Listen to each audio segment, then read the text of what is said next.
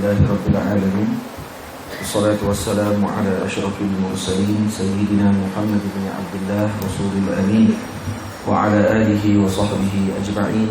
سبحانك لا علم لنا إلا ما علمتنا إنك أنت العليم الحكيم. رب اشرح لي صدري ويسر لي أمري واحلل عقدة من لساني يفقهوا قولي.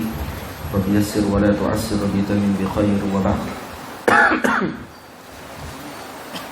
Alhamdulillah, kita panjatkan kesyukuran kepada Allah Subhanahu wa taala dapat kita sama-sama pada malam ini untuk meneruskan daurah Syama'il Muhammadiyah, Mukhtasar Syama'il Muhammadiyah karangan Al-Imam At-Tirmidzi radhiyallahu taala anhu. Kita dah masuk pada babu ma jaa fi khuffi Rasulillah sallallahu alaihi wasallam wa na'lihi.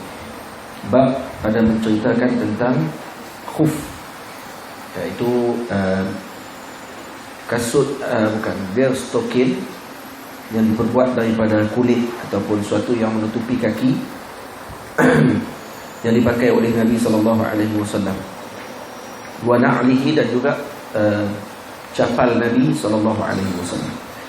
Dalam bab ini diceritakan tentang khuf Nabi, berapa, adakah Nabi memakai khuf ataupun tidak. Dan para ulama membahaskan tentang khuf ini. Ada di kalangan mereka yang memasukkan dalam kitab akidah. Kenapa dimasukkan kitab khuf ini dalam kitab akidah? Karena ada sebahagian Syiah yang menafikan Nabi SAW memakai khuf. Maka para ulama ahli sunnah wal jamaah mengatakan yang menafikan khuf ini adalah seolah-olah menafikan perkara yang mutawatir dalam agama. Sebab Nabi SAW memakai khuf ini adalah perkara yang mutawatir dalam agama dan diketahui perkara tersebut oleh taifah di kalangan ulama ini daripada zaman berzaman. Kemudian Syiah menafikan perkara tersebut. Sebab itu ada sebahagian kitab-kitab akidah yang dikarang oleh para ulama dimasukkan termasuk perkara yang Allahumma salli ala sayyidina Muhammad, yang bercanggah dengan ahli bid'ah, iaitu mereka tidak mempercayai Nabi kita Muhammad sallallahu alaihi wasallam memakai khuf. Jadi Al-Imam At-Tirmidzi rahimahullahu taala meletakkan bab dalam kitab Syama'il Muhammadiyah berkenaan dengan khuf Nabi sallallahu alaihi wasallam. Dan Nabi ada beberapa pasang khuf yang dihadiahkan oleh beberapa orang sahabat Nabi, dan termasuk Najasyi. Najasyi juga pernah menghadiahkan khuf kepada Nabi. Dan kemudian Dihyah, Sayyidina Dihyah Al-Kalbi juga menghadiahkan khuf kepada Nabi SAW. Dan Nabi tidak pernah bertanya, adakah khuf itu dibuat daripada kulit binatang yang disembelih ataupun tidak. Bermaksud hadiah yang diberi oleh orang kepada kita, tak perlu kita banyak bertanya, bagaimana kita mengetahui bahawa orang tadi baik hartanya. Tapi kalau kata kita ketahui dia ni orang yang kerjanya, gaji dia tadi ni ada sedikit masalah atau ada syubhah, maka sebaiknya kita elakkan daripada mengambil hadiah yang diberikan oleh mereka. Baik. Dan juga cerita berkenaan dengan na'am, berkenaan dengan capal Nabi SAW. Bagaimana bentuk capal Nabi SAW, yang disebut bahawa capal Rasulullah lahu qibalan, yang ini mempunyai dua tempat masuk jari.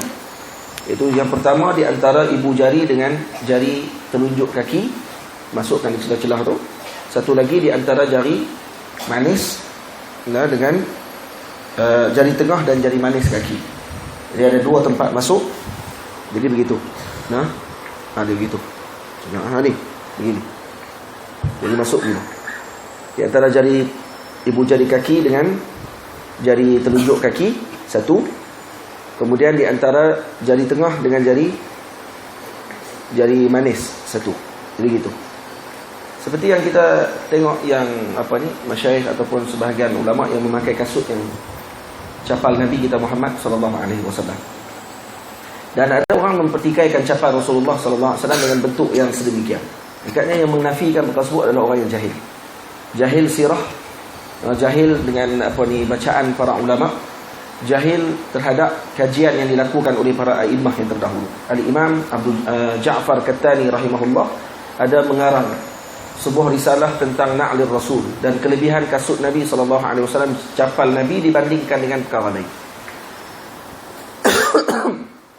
Sayyidina Musa alaihissalam waktu ketika mana sampai di Wadi Muqaddas Tuwa, disuruh oleh Allah Ta'ala untuk mencabut capalnya. Ikhla'na alaik, buang capal kamu karena kamu sekarang berada di satu wadi yang muqaddas, yaitu wadi yang suci. Kemudian Allahumma salli ala Sayyidina Muhammad, manakala baginda Nabi kita Muhammad sallallahu alaihi wasallam, Wadi Muqaddas itu di Mesir, dekat Gunung Tursina. Di bawah kaki Gunung Tursina, tempat Nabi Musa alaihissalam datang ke situ. Dan Nabi Musa diarahkan memecat kasut di situ. Karena ini kawasan yang suci, tidak boleh masuk dengan kasut. Nabi kita Muhammad sallallahu alaihi wasallam ketika dibawa Isra dan Mi'raj ke Sidratil Muntaha, tidak diarahkan oleh Allah untuk memecat kasut Nabi sallallahu alaihi wasallam. Ini bermakna kata apa yang berkait dengan Nabi, yang bersambung dengan Rasulullah sallallahu alaihi wasallam itu semuanya mulia dan perlu dimuliakan. Malah satu kekurangan kalau kita tidak memuliakan apa yang dimuliakan oleh Allah kepada baginda Nabi sallallahu alaihi wasallam. Jadi bila kita letak kasut Nabi SAW di atas kepala, ini adalah bukti kita memuliakan. Bukan kerana kasut itu sebagai kasut, tapi kerana dia kasut Nabi SAW. Kerana dia ada hubungan dengan Rasulullah SAW. Tapi orang yang jahil, ahli bid'ah, yang hati mereka ada penyakit, apa yang berkait dengan Nabi, mereka akan meluat dan benci. Waktu bila tengok orang pakai kopiah yang atas ni ada capal Nabi SAW, pun dipertikaikan. Jadi mereka ni kita tak tahu nak bawa orang ke mana. Kalau orang mencintai ahli bait Nabi SAW, dituduhnya Syiah. Kalau orang mencintai Nabi SAW pun dikatanya ghulu. Jadi nak suruh apa sekarang? Jadi maksudnya mereka tidak ada mi'yar, mereka tidak ada sandaran yang kukuh.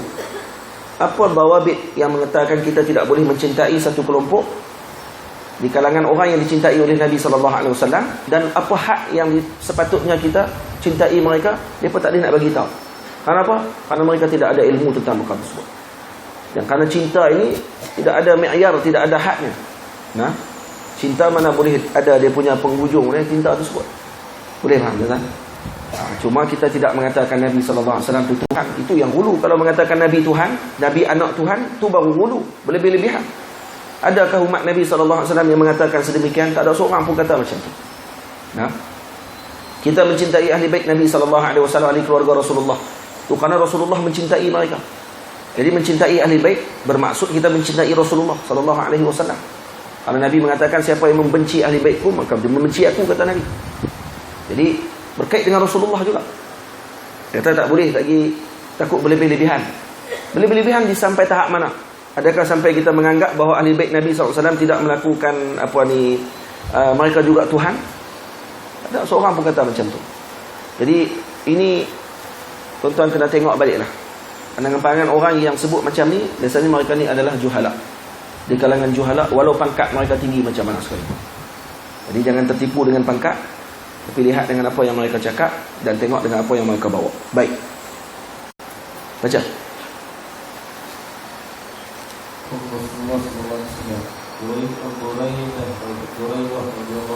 Buraidah anna Najashi ahda Nabi sallallahu alaihi wasallam khuffaini aswadaini sabajaini falabisahuma thumma tawadda'a wa masaha alaihima. Jadi Najashi pernah menghadiahkan kepada Nabi sallallahu alaihi wasallam dua khuf aswadain sazajain, yang berwarna hitam dan kemudian tidak berbulu. Yang tidak berbulu. Ada sebahagian mengatakan sazajain bermakna ghairu manqushain, iaitu yang tidak ada lukisan, ukiran. Tidak ada ukiran di atas kasut tersebut. Falabisahuma, dan Nabi SAW memakai kedua-dua kasut tersebut. Summa tawadda'a wa masaha alaihima. Dan Nabi berwudu. Kemudian Nabi menyapu di atas khuf tersebut. Dua khuf. Saya sebut apa tadi? Dua khuf betul kan? Aku sebut capal.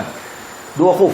Khuf ni adalah ibarat kepada sesuatu yang menutupi kaki, dan ini dibuat daripada kulit. Yang dibuat daripada kulit yang menutupi sampai ke atas buku lali. Syarat khuf yang dibenarkan untuk menyapu di atasnya kalau untuk kita solat, yang pertama, banyaklah dalam kita kena buka dalam kitab fiqh lah. kena buka dalam fiqh mazhab kita Syafi'i, iaitu dengan adalah syarat-syarat dia dalam pemakaian khuf. Yang pertama, nak pakai khuf mesti dalam keadaan bersuci penuh dah. Tak boleh pakai khuf dalam keadaan kaki kita masih tak dibasuh. Maksudnya mesti suci dulu, suci yang sempurna. Selepas selesai basuhan dua-dua kaki, barulah boleh pakai khuf. Nah. Kemudian bilakah tempoh tamatnya khuf, waktu tempoh tamat khuf, bila bermulanya untuk kita mulakan hari ataupun waktu permulaan bagi sapu khuf, itu semua dalam kitab fiqh. Bukan perbahasan di sini. Nah. Dan Nabi memakai tanpa bertanya, adakah khuf ini telah samak kulitnya ataupun tidak. Kenapa? Karena amarah, melihat kepada tanda. Tanda kalau kata kulit ini telah disamak dengan baik, kalau terkena air dia tidak akan berbau. Maksudnya dia tidak akan berbau busuk seperti bangkai. Maka ini khuf yang telah disamak dengan elok. So telah disertukah samak? Samak dengan baik. Maksudnya telah disamak dengan elok, maka itu dibenarkan pakai. Macam tu juga kalau kita buat khirbah, kita buat tempat minuman, buat daripada kulit. Kalau masukkan air dalam tu berbau, maka masih lagi bernajis khirbah tersebut. Maka dia kena cuci dulu. Sebab maksudnya kena sampai dia tidak berbau. Terus. Asy-Syafi'i berkata bahawa Al-Mughirah bin Syu'bah radhiyallahu anhu berkata, "Ahdathu Nabi sallallahu alaihi wasallam khuffaini falabisahuma wa qala Isra'il 'an Jabir 'an 'Amir wa jubbatan falabisahuma hatta tafarraqa la yadri Nabi sallallahu alaihi wasallam adakiyyun huma am la." Baik. Sayyidina Dihyah juga pernah menghadiahkan kepada Nabi SAW 2 khuf, dan Nabi memakai kedua-dua khuf tersebut. Dan ada riwayat yang lain mengatakan bahawa juga dia menghadiahkan jubah kepada Nabi SAW. Dia bagi 2 khuf, sepasang khuf dan juga 1 jubah. Jubah apa dia ni? Pakaian yang berbelah beratas sampai ke bawah, seperti yang habaib pakai itu, berbelah sampai ke bawah. Dan Nabi memakai kedua-duanya sehinggalah terkoyak habaib. Dan kemudian para ulama berbincang, falabisahuma itu kembali kepada mana?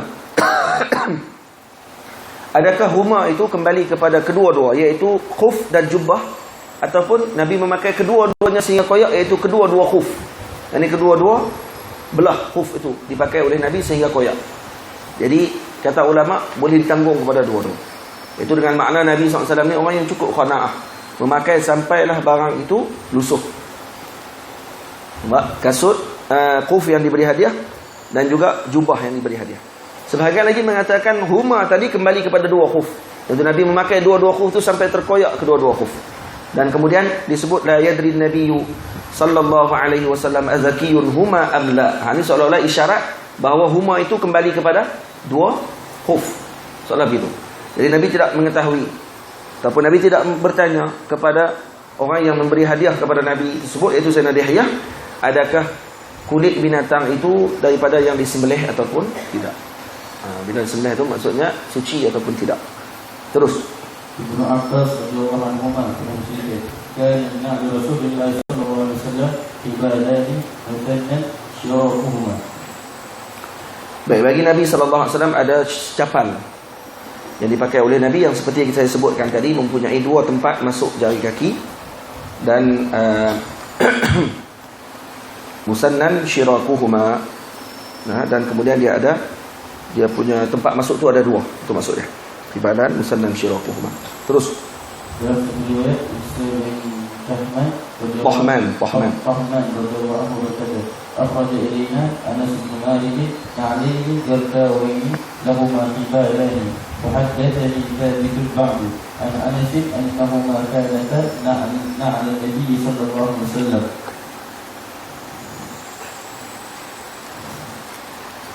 Baik.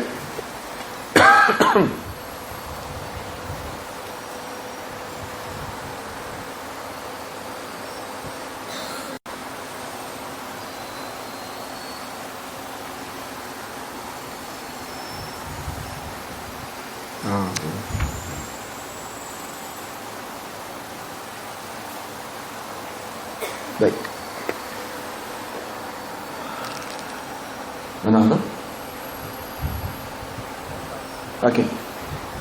Sayyidina Anas bin Malik pernah mengeluarkan menunjukkan kepada kami, kata Sayyidina Isa bin Tahman, 2 capal yang dibuat daripada kulit yang tidak ada bulu dan mempunyai dua tempat masuk kaki, jari kaki, qibalan.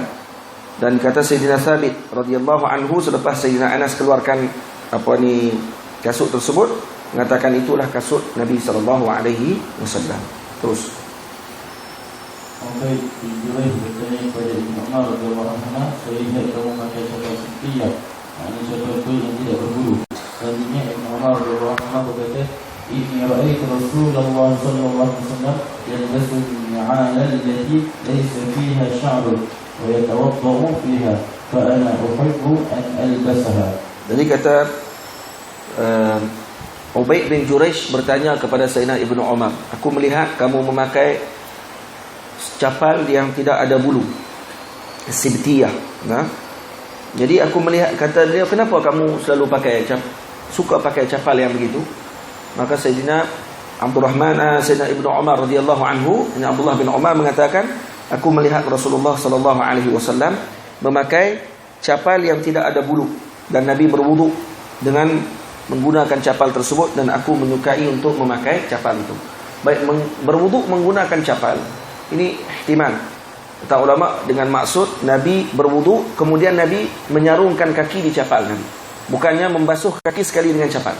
Itu maksudnya.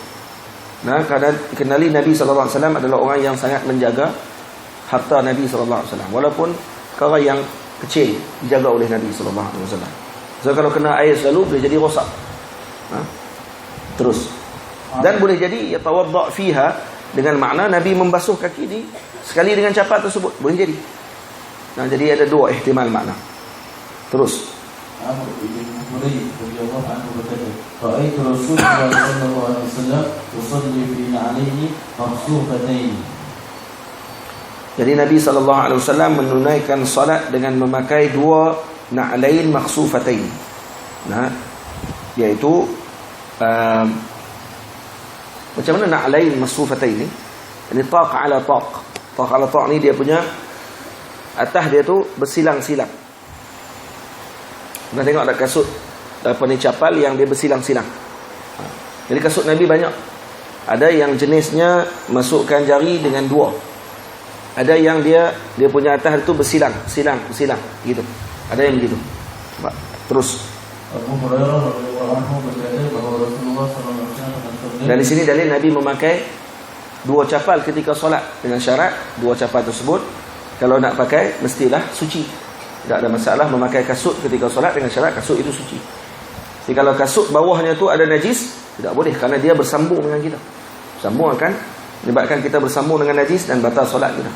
Terus la yamshiyanna ahadukum fi na'lin wahidatin yun'alhuma jami'an aw yu'tihima jami'an. Nabi melarang di sini memakai, kata Nabi, jangan seorang di kalangan kamu ini memakai sebelah kasut. Sama ada kamu memakai kedua-duanya ataupun menyemcat kedua-duanya sekali. Jangan pakai sebelah berjalan.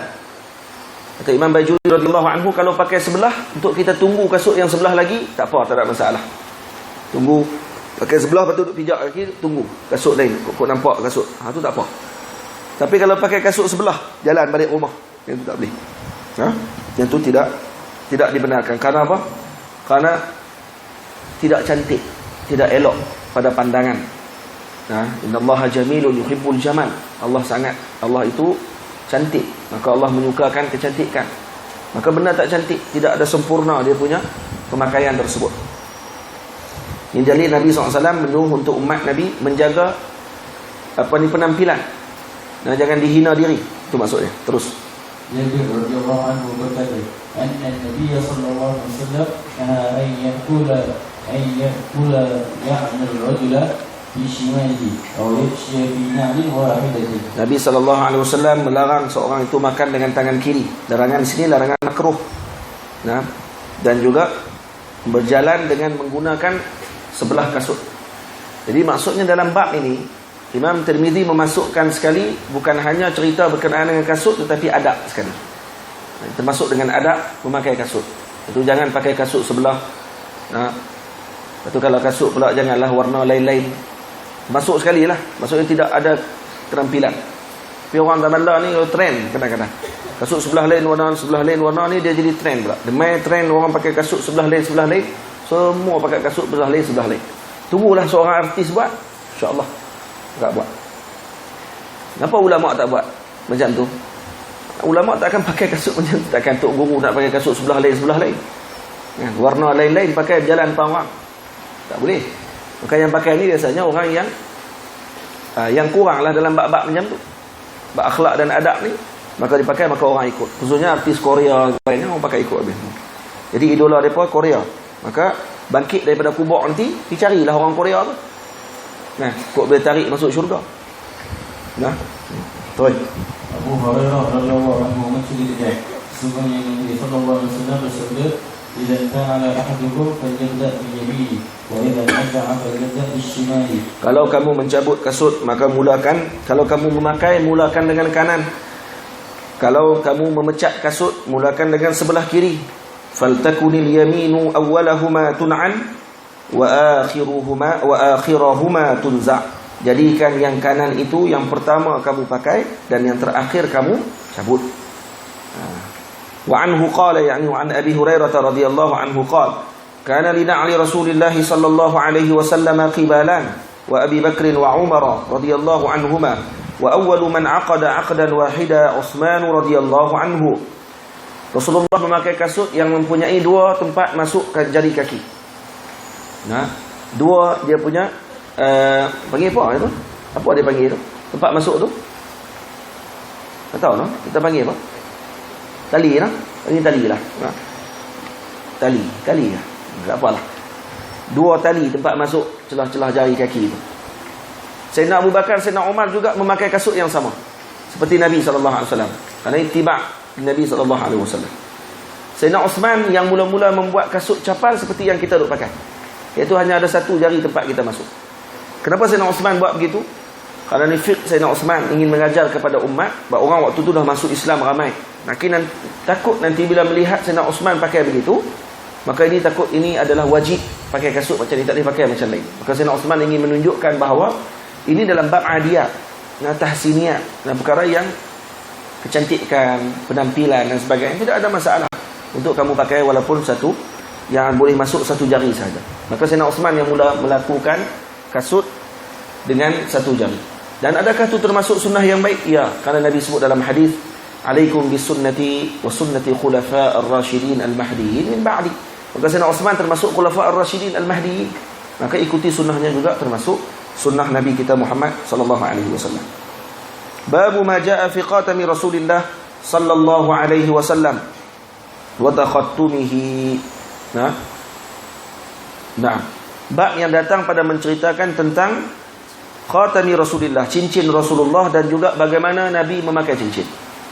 Apa bentuk cincin Nabi, bagaimana cara Nabi memakai cincin, Nabi pakai belah kanan ke belah kiri, jari mana yang Nabi pakai, dibahaskan dalam bab ini. Ada satu kitab khusus yang membahaskan tentang cincin ini yang dikarang oleh Al-Imam Ibn Rajab Al-Hambali. Ibn Rajab Al-Hambali rahimahullah mengarang sebuah kitab khusus tentang cincin, Ahkamul Khawatim, hukum hakam berkenaan dengan cincin. An Anas bin Malik radhiyallahu anhu qala, kana khatamun Nabi sallallahu alaihi wasallam min wariqin wa kana fassuhu habashiyya. Baginda Nabi sallallahu alaihi wasallam memakai cincin daripada wariq. Wariq yakni fiddah, perak. Di sini dalil lelaki disunatkan ataupun digalakkan, atau bukan digalakkan lah, maksudnya dibenarkan, diharuskan bagi mereka untuk memakai cincin daripada perak. Emas diharamkan, tidak boleh, hanya kepada perempuan sahaja. Wa kana fassuhu habasyiya, dan batunya daripada Habsyah. Kata ulama, habasyian itu dengan makna aqiq, jadi batu aqiq. Jadi batu aqiq. Tapi tak apalah, bukan nak maksudkan kata wajib pakai batu aqiq, batu lain tak boleh, tidak. Jadi dimaksudkan sini adalah batu-batu yang dia ada dipanggil dengan ahjar karimah, batu-batu yang mulia, batu-batu yang ada khasiat. Jadi batu macam-macam jenis lah. Cuma yang Nabi pakai di sini fassuhu habasyiah, dibahaskan oleh ulama. Ada yang kata warnanya hitam, ada yang kata batu sebut batu aqiq, aqiq Yamani. Khair, tak ada masalah.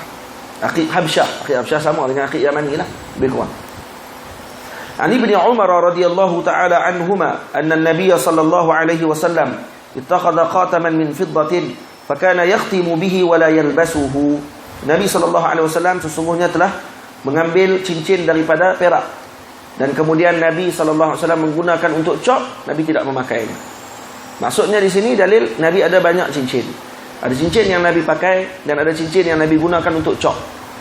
Ataupun tidak dipanggil cincin tetapi dipanggil cop sahaja. Khatam juga dengan makna cop, tidak mesti dengan makna cincin. Dan ada cincin yang Nabi pakai dan Nabi gunakan untuk cop, seperti cincin yang dipakai oleh orang kita sekarang yang ditulis pada cincin tersebut Muhammad Rasulullah. Yang ditulis dengan Muhammad Rasulullah. Tapi cincin tersebut tak sama lah dengan Nabi SAW, kerana cincin Nabi terbalik. Tulisannya terbalik baru boleh cop. Cincin kita dah diterbalikkan bagi kita boleh baca dah. Sekadar tabarrukan untuk mengambil berkat dengan nama Nabi kita Muhammad SAW. An Anas bin Malik radhiyallahu anhu qala kana khatamun Nabi sallallahu alaihi wasallam min fiddatin fassuhu minhu. Sesungguhnya cincin Nabi sallallahu alaihi wasallam dibuat daripada perak dan batunya daripada perak juga. Apa maksud batunya daripada perak? Seperti cincin yang dipakai oleh di kalangan kita pada hari ini yang tulis nama Muhammad Rasulullah tu. Dia ada batu tak? Tak ada batu. Ada tulisan saja dia bulat begitu. Maka itulah fassuhu. Jadi batunya daripada perak. Di atas tu macam batu tapi dia tidak batu lah. Buat daripada perak juga maksudnya. Faham?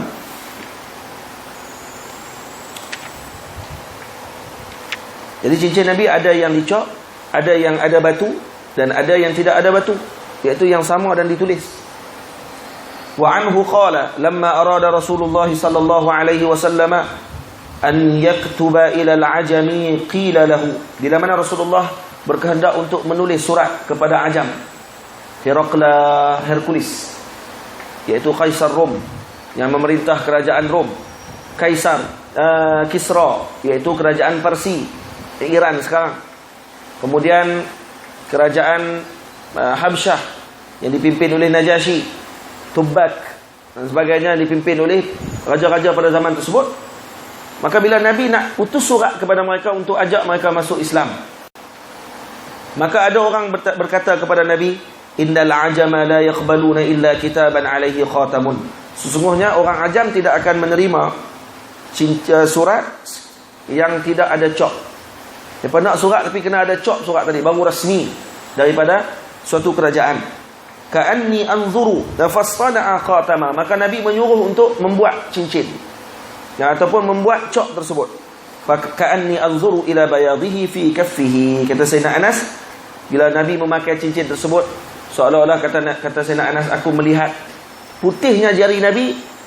Ketika mana Nabi bercakap, nampak bercahayanya tapak tangan Nabi SAW. Dah tapak tangan Nabi dah bercahaya dah. Cincin yang ada pada tangan Nabi bertambah lagi cahaya. Maksudnya itu. Jadi dalil di sini Nabi memakai cincin di tangan, dan cincin itu juga digunakan untuk cop. Nampak?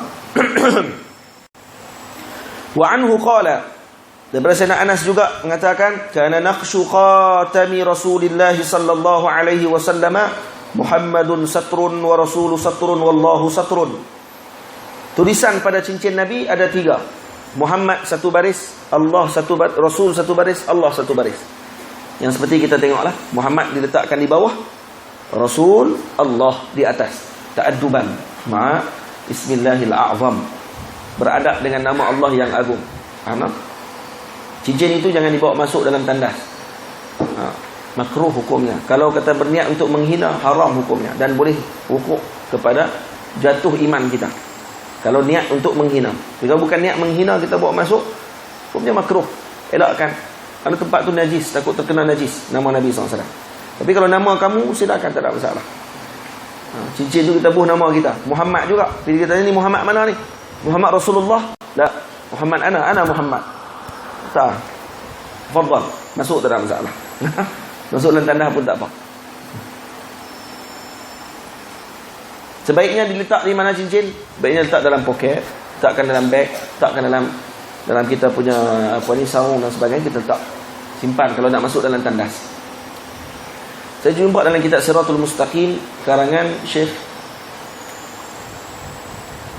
Kitab pertama Jawi dalam bahasa Melayu, Jawi Aceh. Siratul Mustaqim siapa? Karangan siapa? Syekh Ar-Raniri. Al-Imam Ar-Raniri.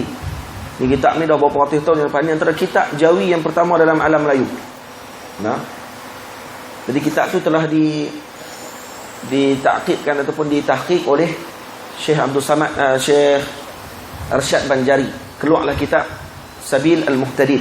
Sabil Al-Muhtadin tu keluar setelah mana beliau melihat ramai orang tidak mampu menguasai kitab yang dikarang oleh Al-Imam Raniri. Kerana apa? Kerana bahasanya bahasa Aceh, ada sedikit bahasa Aceh, maka dia alih bahasakan dan kemudian dia tambahkan lagi masalah. Kemudian dibuat lagi rujukan dengan nihayah dalam Mughni, Mughnil Muhtaj dan Tuhfah dan sebagainya, kitab-kitab karangan besar dalam mazhab Syafi'i. Maka diterjemahkan jadi Sabil Al-Muhtadin. Dalam kitab tu dibahas tentang cincin. Dalam bab cincin dia kata kalau kata kita masuk dalam tandas, maka elok memasukkan cincin ke dalam mulut. Baik. Masukkan cincin ke dalam mulut kita. Sebab nak jaga cincin tadi. Kita katakan mungkin itu cincin yang biasa, cincin kita. Bagi kita nak jaga, bulan pakai bulan mulut. Tapi kalau dengan nama Nabi SAW, sebaiknya tidak diletakkan dalam mulut, kerana air liur terkena nama Allah dan nama Nabi SAW itu tidak beradab.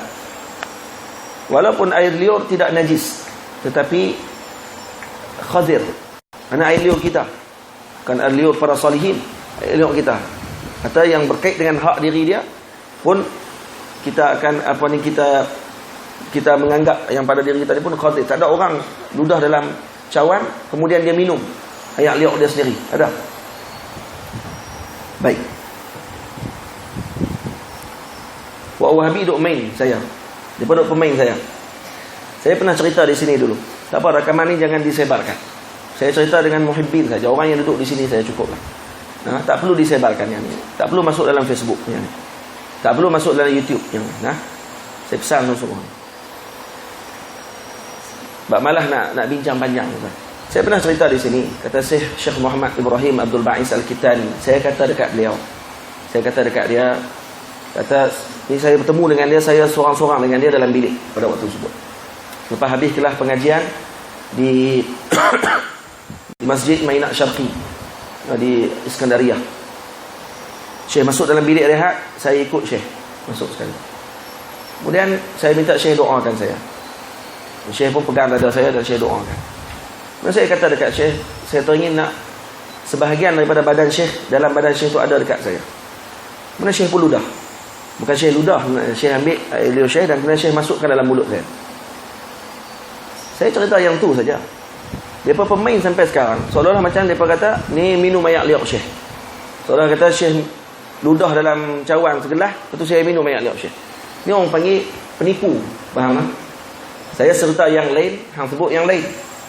Lepas tu perbahasan berkenaan dengan air liur seseorang tadi, tak perlu nak diperpanjang-panjangkan. Masalah apanya? Air liur. Nampak tak? Air liur tidak najis. Air liur tidak najis. Baik. Kamu pandang jijik, silakan, tidak ada masalah. Kamu sendiri pun telan air liur, kamu selalu duduk dalam mulut kamu. Tak apalah. Baik, kalau kamu kahwin, kamu cium mulut isteri kamu dan terkena air liur kamu dengan air liur dia, tak pula kamu kata jijik pada waktu tersebut. Kerana apa? Kerana kamu kasih dengan bini kamu. Wahai bodoh. Faham tak? Tapi bila dengan para salihin, dipermainkan benda ni. Saya tak mau bincang panjang benda ni. Saya tak mau jawab. Dan biar dia terus kata dekat saya. Alhamdulillah, khair. Dia kata kat saya, minum air liur Syekh. Malah dia buat fitnah pula, kata pula dekat Syekh Muhammad dengan perkataan yang lebih teruk daripada tu lagi. Berat, pokok ni tidak ada akhlak dan tidak ada adab. Sebab tu saya bimbang. Kalau dah Rasulullah ada sekarang, dan mereka melihat Rasulullah meludah kahak Nabi, bukan air liur, kahak Nabi. Kahak Nabi SAW diludah, dikeluarkan kahak Nabi, disambut oleh para sahabat di dalam bab berkenaan dengan kitabul wudu dalam Sahih Bukhari. Kita buka dalam kitabul wudu Sahih Bukhari. Nabi meludahkan kahak, disambut oleh para sahabat Nabi, disapu di badan mereka. Saya tak tahu kalau mereka ni ada pada zaman Nabi, bimbang, takut kufur pada waktu tersebut. Mereka akan pandang sini dengan para sahabat. Apa gila, tak ada kerja lain tapi ambil kahak orang. Ambillah benda lain daripada kahak. Mereka akan petikai benda macam tu. Alhamdulillah, Al-Imam Al-Bukhari meriwayatkan hadis itu di dalam Sahih Bukhari. Kalau tidak sekali-kali dengan Imam Bukhari pun kena. Sebabkan mereka tak boleh nak kata apa dekat Imam Bukhari. Nah, mereka tak boleh nak kata sebab dengan jalalah Al-Imam Al-Bukhari tersenyap mulut mereka daripada kata benda tersebut. Daripada dalam hati mereka kadang bermain-main benda tu. Lain kali akan kata apa? Itu khususiat Nabi SAW. Tu Nabi. Orang lain tak boleh. Ini dalil kata mereka ni tak faham tentang asar salihin dengan para anbiya. Sebab tu para ulama dalam hadis ni, bila ulama terjemahkan dalil tabarruk dengan asar salihin itu harus. Dalil bermaksud ulama-ulama memahami kata bukan hanya Nabi, tetapi para salihin juga harus kita mengambil tabarruk dengan asar mereka. Faham tak? Syiah makan tai tok guru mereka. Yang tu najis bodoh weh. Yang tu tak ada siapa pun kata boleh makan. Nampak tak? Tapi kalau najis para Nabi, yang tu ya betul. Itu khususiat Nabi SAW. Karena najis para anbiya itu tidak najis. Sayyidatina Ummu Sulaim, Sayyidatina Ummu Barakah, Ummu Aiman minum najis Nabi SAW, air kencing Nabi. Dan Nabi mendoakan beliau tidak akan kena penyakit sepanjang hidup. Tak ada masalah kerana air kencing Nabi tidak najis. Nampak? Tapi air kencing kita, air najis kita najis.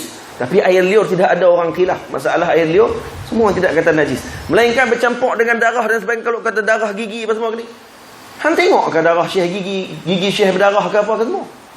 Faham tuan-tuan? Ini dalil kata berbincang dengan mereka ni adalah buang masa. Buang masa. Nah, tak perlu bincang. Lepas tu saya bila tengok mereka, bila kita buat kuliah hujah, mereka tak boleh nak kata apa dekat saya, mereka akan buat main isu tu. Isu tu mereka akan pemain. Ni selalu banyak sangat minum air liur Syekh lah ni. Tuan tengok dalam komen mereka, kalau tuan-tuan tengok Facebook saya lah. Bila saya tulis apa-apa isu, mereka tak boleh nak jawab. Mereka tak boleh nak jawab. Mereka jadi panah, tak tahu nak buat apa. Kata dalam komen, ni minum air liur Syekh banyak lah ni. Lepas tu lah kali, apa hukum minum air liur Syekh?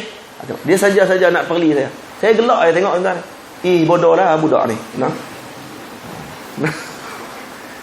Tapi nak buat macam mana, layan dia lah. Tengoklah saja. Khair. Orang jahil macam ni tuan-tuan, kalau betul dia nak ilmu, datanglah. Marilah duduk. Ni tidak. Yang seronoknya tuan-tuan, sepanjang masa pula tu, kalau kita balas balik pukul 2 pagi pun tengok dia balas balik. Maksud dia apa dia? Sepanjang masa dengan hisab. Kalau lah ni kita tengok dia tulis, kita balas balik lagi. Balas balik tau. Oi, waktu tu juga balas. Dalil kata apa? Tak buat kerja apa. Melainkan duduk depan handset handset depan TV. Handset depan komputer dia. Nampak tak? Kan mengaji pun. Keyboard ada apa? Keypad. Keyboard warrior. Jadi itu. Itu yang nak ceritanya tentang ni. Nak abang kata apa? Buang masa kita berbincang. Syekh Hisham Kamil kata apa? Dia kata sudah tamat zaman diskusi, zaman perbincangan, perdebatan dengan mereka ini, sudah masanya habis.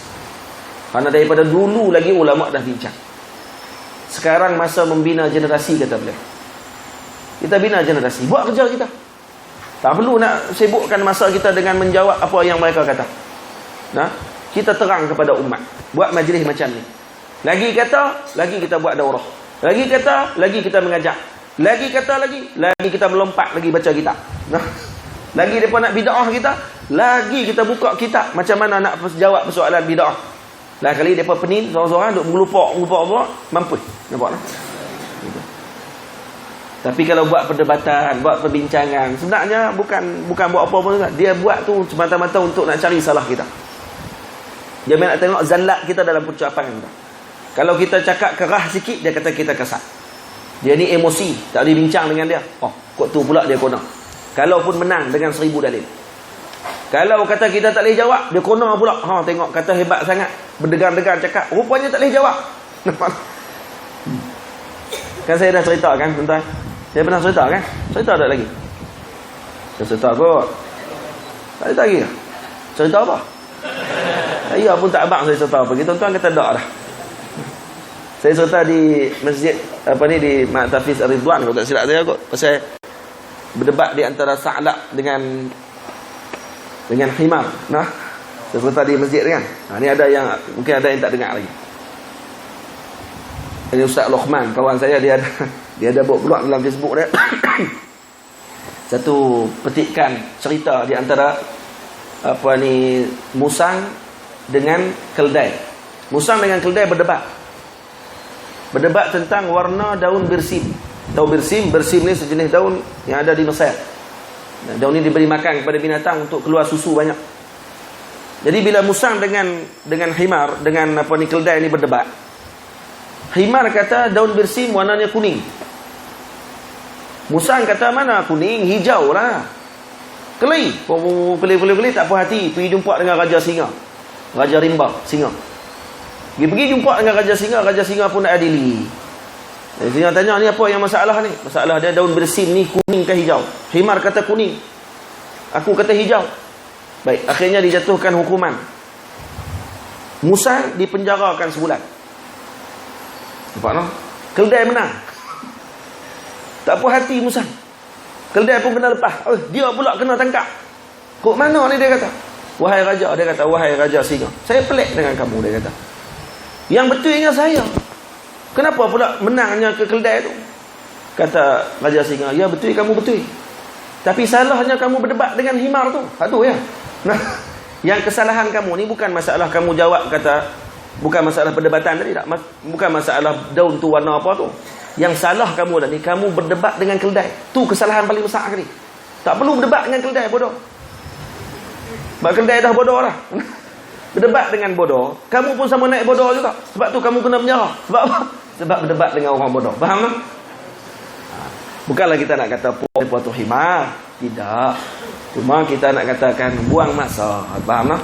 Cerita tu ambil faham lah. Wallahualam. Terus. Wa anhu anna an-nabiy sallallahu alaihi wasallam kataba ila Kisra wa Qaisara wan Najashi. Dia masalah apa yang berlaku tadi perbincangan ni tuan-tuan? Masalah satu je. Masalah mereka tidak berpegang dengan asar solihin. Satu saja. Kalau depa selesai yang tu, selesailah perbincangan kita. Masalah dia daripada pucuk, daripada akar asal lagi mereka dah pegang dengan solihin ini tidak ada apa-apa. Yang kita katakan yang beri manfaat mudarat hanya Allah Ta'ala. Nampak tak? Cuma Allah Ta'ala menjadikan asbab pada sesuatu perkara. Antaranya barakah. Barakah kalau kata kita percaya, kata Kaabah itu punya barakah. Kita percaya Kaabah itu punya barakah. Kita tahu kata buminya Mekah Madinah itu ada barakah. Baik, para solihin. Ini orang-orang yang dekat dengan Allah Ta'ala. Takkan tak punya barakah. Waktu pun ada barakah. Waktu di antara azan dengan iqamah itu kan penuh barakah. Waktu di antara tu imam nak naik atas mimbar, khatib nak naik atas mimbar, dengan waktu tu imam tu khatib azan, tu bila azan, tu imam nak naik atas mimbar, adanya barakah waktu tersebut.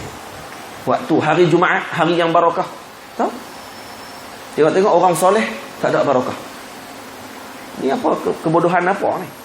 Nah, kebodohan apa yang ada dalam otak kamu ni? Jadi hak tu yang tak selesai. Bila tak selesai yang tu, tak perlu bincang panjang-panjang. Kita teranglah dengan ratusan dalil pun mereka tak akan terima. Kenapa? Karena akak dia dah rosak dah. Akak perbincangan dah rosak. Faham tak? Contohnya nak bincang masalah bid'ah hasanah ke dhalalah. Ya. Bid'ah ada tak hasanah, ada tak dhalalah. Okey. Maksudnya kalau bid'ah ni maksud benda yang baru, yang tidak ada misal sebelumnya. Cuma ada usul dalam syarak. Okey, khair. Kita dah ta'rif, dalam ta'rif kita dah sepakat. Baik, setuju dah ada bid'ah hasanah. Kalau dia kata, ya saya setuju. Okey, habislah tu sebenarnya. Selesailah. Kamu setuju dengan bid'ah hasanah, bermaksud apa dia? Kalau yang dibuat oleh kita sekarang ni, yang selagi mana tidak bercanggah dengan syarak, maka tu termasuk dalam itar ataupun dalam ruang lingkup bid'ah hasanah. Jadi tak perlu nak bertikai. Kamu dah pegang bid'ah hasanah tu ada. Jadi bermaksud secara automatik kamu juga telah bersepakat dengan perkara tersebut. Nampak tak? Tiba-tiba jadi terbalik. Saya setuju bid'ah hasanah tu ada. Cuma yang ni hak ni perlu dibincang balik. Kepala otak hang. Maksudnya hang sengaja nak memanjangkan bahasa. Sebab tu kata buang masa. Faham tak? Tu kita kata buang masa. Tu orang panggil adabul bahsi wal munazarah. Dalam perbincangan kita nak bincang dengan seseorang, kena tahu di mana titik perselisihan kita. Dan di mana akar perbincangan kita tu, di mana dia punya hujung sekali perbincangan. Contoh, kita nak berbincang dengan geng feminism. Nah, feminism yang kena dahulukan orang perempuan, kemudian kena sama ratakan hak di antara lelaki dengan orang perempuan. Sampai satu peringkat kata Syekh Ali Jumaah, sekarang ni ada satu puak di sebelah barat Ini mereka apa semua ni, mereka nak perkahwinan di antara anak dengan kakak, anak dengan ibu, kakak dengan adik, tidak ada masalah. Sampai macam tu sekali. Maksudnya sampai nak buat undang-undang perkahwinan sesama adik-beradik, tak ada masalah. Dia punya nak bebas. Kata dengan nama kebebasan. Boleh tak? Baik, kalau kita nak bincang dengan dia orang, tak perlu bincang dengan masalah sebenarnya ini haram hukumnya apa semua. Dia pun takkan terima lah. Sebenarnya tanya dulu, kamu percaya tak bahawa Nabi SAW tu Nabi diutuskan oleh Allah dengan syariat? Kalau dia Islam lah, diutuskan dengan Allah oleh dengan syariat. Dan kemudian di dalam Al-Quran Allah Ta'ala ada membahagikan kedudukan seorang dengan seseorang yang tertentu, satu puak dengan satu puak, ada ketua, ada yang di bawahnya dan sebagainya. Kamu percaya ke tidak benda tu? Kalau dia kata saya percaya, maka selesailah benda kita. Maksudnya kita ni bincang tak mana ni, kamu dah bersetuju dah kata Islam tu agama yang benar, jadi kamu tak akan pertikaikan Islam sebenarnya. Kamu percaya bahawa Allah Ta'ala itu adalah Tuhan yang Esa, dan kemudian Allah mengutuskan Rasul untuk menyampaikan syariat, maka kamu tak akan pertikai banyak. Tapi bila mana kita duk bincang panjang-panjang hak ujung, rupa-rupanya dia dengan Allah pun tak percaya, dengan Rasulullah pun dia pertikai. Maksudnya daripada pangkal hujung lagi dia dah rosak dah. Maka selesaikan yang tu dulu, selesaikan kepercayaan dia dulu, baru nak selesai dia punya perbahasan dia tentang masalah tudung pakai tak pakai, masalah kesamaan di antara lelaki dengan wanita, masalah berkenaan dengan faraid, dikatanya lelaki ini melebihi golongan perempuan dan juga menzalimi orang perempuan. Maka semua tu tidak akan berlaku kalau kata mereka mempercayai bahawa agama ni adalah daripada Allah dan melalui jalan Nabi kita Muhammad yang Al-Amin, yang benar. Nampak tak? Tu orang panggil adabul bahthi wal munazarah. Cara nak berbincang kena tahu pucuk pangkal dia. Masalah sekarang ni kita pakai terodong pi, dah kena buang masa kita. Faham tak? Wa anhu anna an-nabiy sallallahu alaihi wasallam kataba ila Kisra wa Qaisara wan Najashi faqila lahu innahum la yaqbaluna kitaban illa biqatamin فصاغ رسول الله صلى الله عليه وسلم خاتما حلقته فضة ونقش فيه محمد رسول الله. Kita dah syarahkan tadi. وعنه أن النبي صلى الله عليه وسلم كان إذا دخل الخلاء نزع خاتمه. Nabi SAW bila mana masuk ke dalam tandas, Nabi akan mencabut cincin Nabi, karena ada ditulis nama Allah dan nama Nabi SAW. عن ابن عمر رضي الله عنهما قال اتخذ رسول الله صلى الله عليه وسلم خاتما من ورق فكان في يده ثم كان في يد أبي بكر ويد عمر ثم كان في يد عثمان حتى وقع في بئر أريس نقشه محمد رسول الله. Nabi ada cincin yang dibuat daripada perak, cincin Muhammad Rasulullah itulah, dan cincin itu diwarisi kepada Sayyidina Abu Bakar. Sayyidina Abu Bakar selepas wafat, sebelum wafat baginda Sayyidina Abu Bakar menyerahkan kepada Sayyidina Umar. Kemudian cincin itu diserahkan kepada Sayyidina Uthman, dan pertengahan pemerintahan Sayyidina Uthman jatuh cincin itu ke dalam telaga Aris yang berhampiran dengan Masjid Quba. Maka jatuh cincin itu, kata ulama, adalah sebagai isyarat akan jatuhnya pemerintahan Sayyidina Uthman radhiyallahu anhu.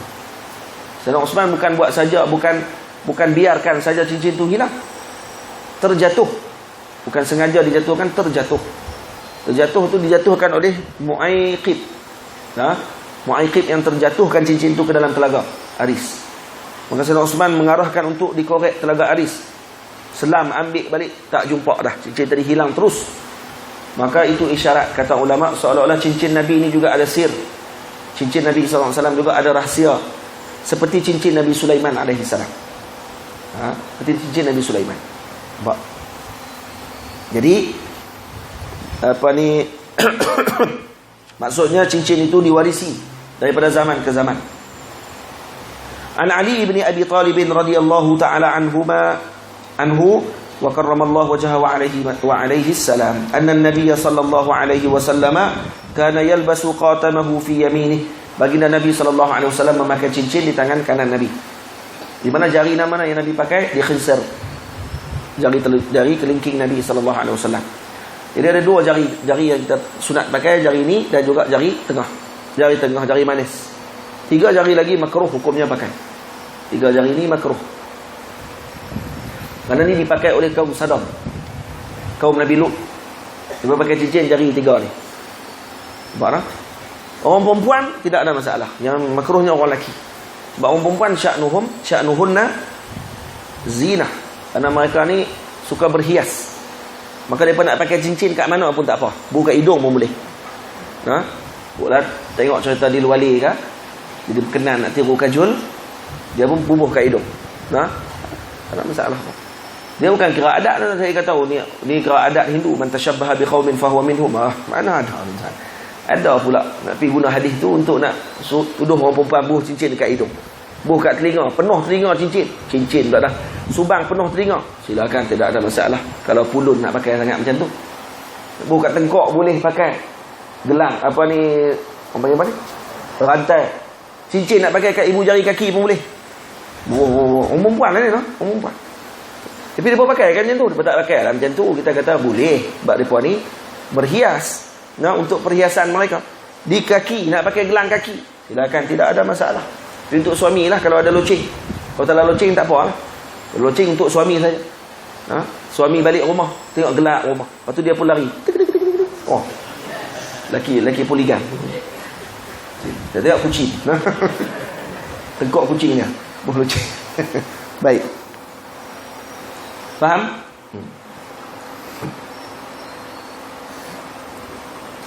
Orang lelaki 2 jari. Dan 2 jari itu. Kiri, kanan, kiri. Kalau pakai semua, macam mana? Ni orang jual cincin. Faham? Tukang jual cincin. Ada tukang jual cincin, dia pakai semua jari. Sebab dia nak tunjuk cincin dia tak comel. Baik. Wa an ibn Umar radhiyallahu anhuma anna an-nabiy sallallahu alaihi wasallam ittakhadha khataman min fiddatin wa ja'ala fassahu mimma yali kaffahu wa naqasha fihi Muhammadur Rasulullah wa naha an yanqusha ahadun alayhi wa huwa alladhi saqata min mu'ayqibin fi bi'ri aris. Sayyidina Ibnu Umar mengatakan Nabi mengambil cincin daripada perak dan menjadikan batu cincin itu ke arah tapak tangan begini. Jadi Nabi pusingkan batu cincin ke tapak tangan. Dan kemudian ditulis di atasnya Muhammad Rasulullah. Muhammadur Rasulullah.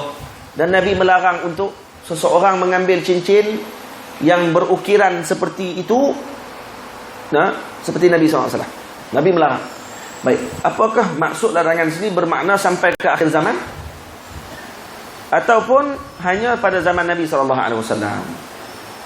Sebahagian ulama yang ada juga yang mengatakan larangan ini sampai akhir zaman. Tak boleh pakai cincin macam Nabi. Kerana Nabi melarang. La tatakhattam biqatami, kata Nabi. Jangan mengambil cincin seperti cincinku. Ada ulama mengatakan bahawa al-hukmu yaduru ma'a illatihi. Hukum itu berlegar pada illahnya.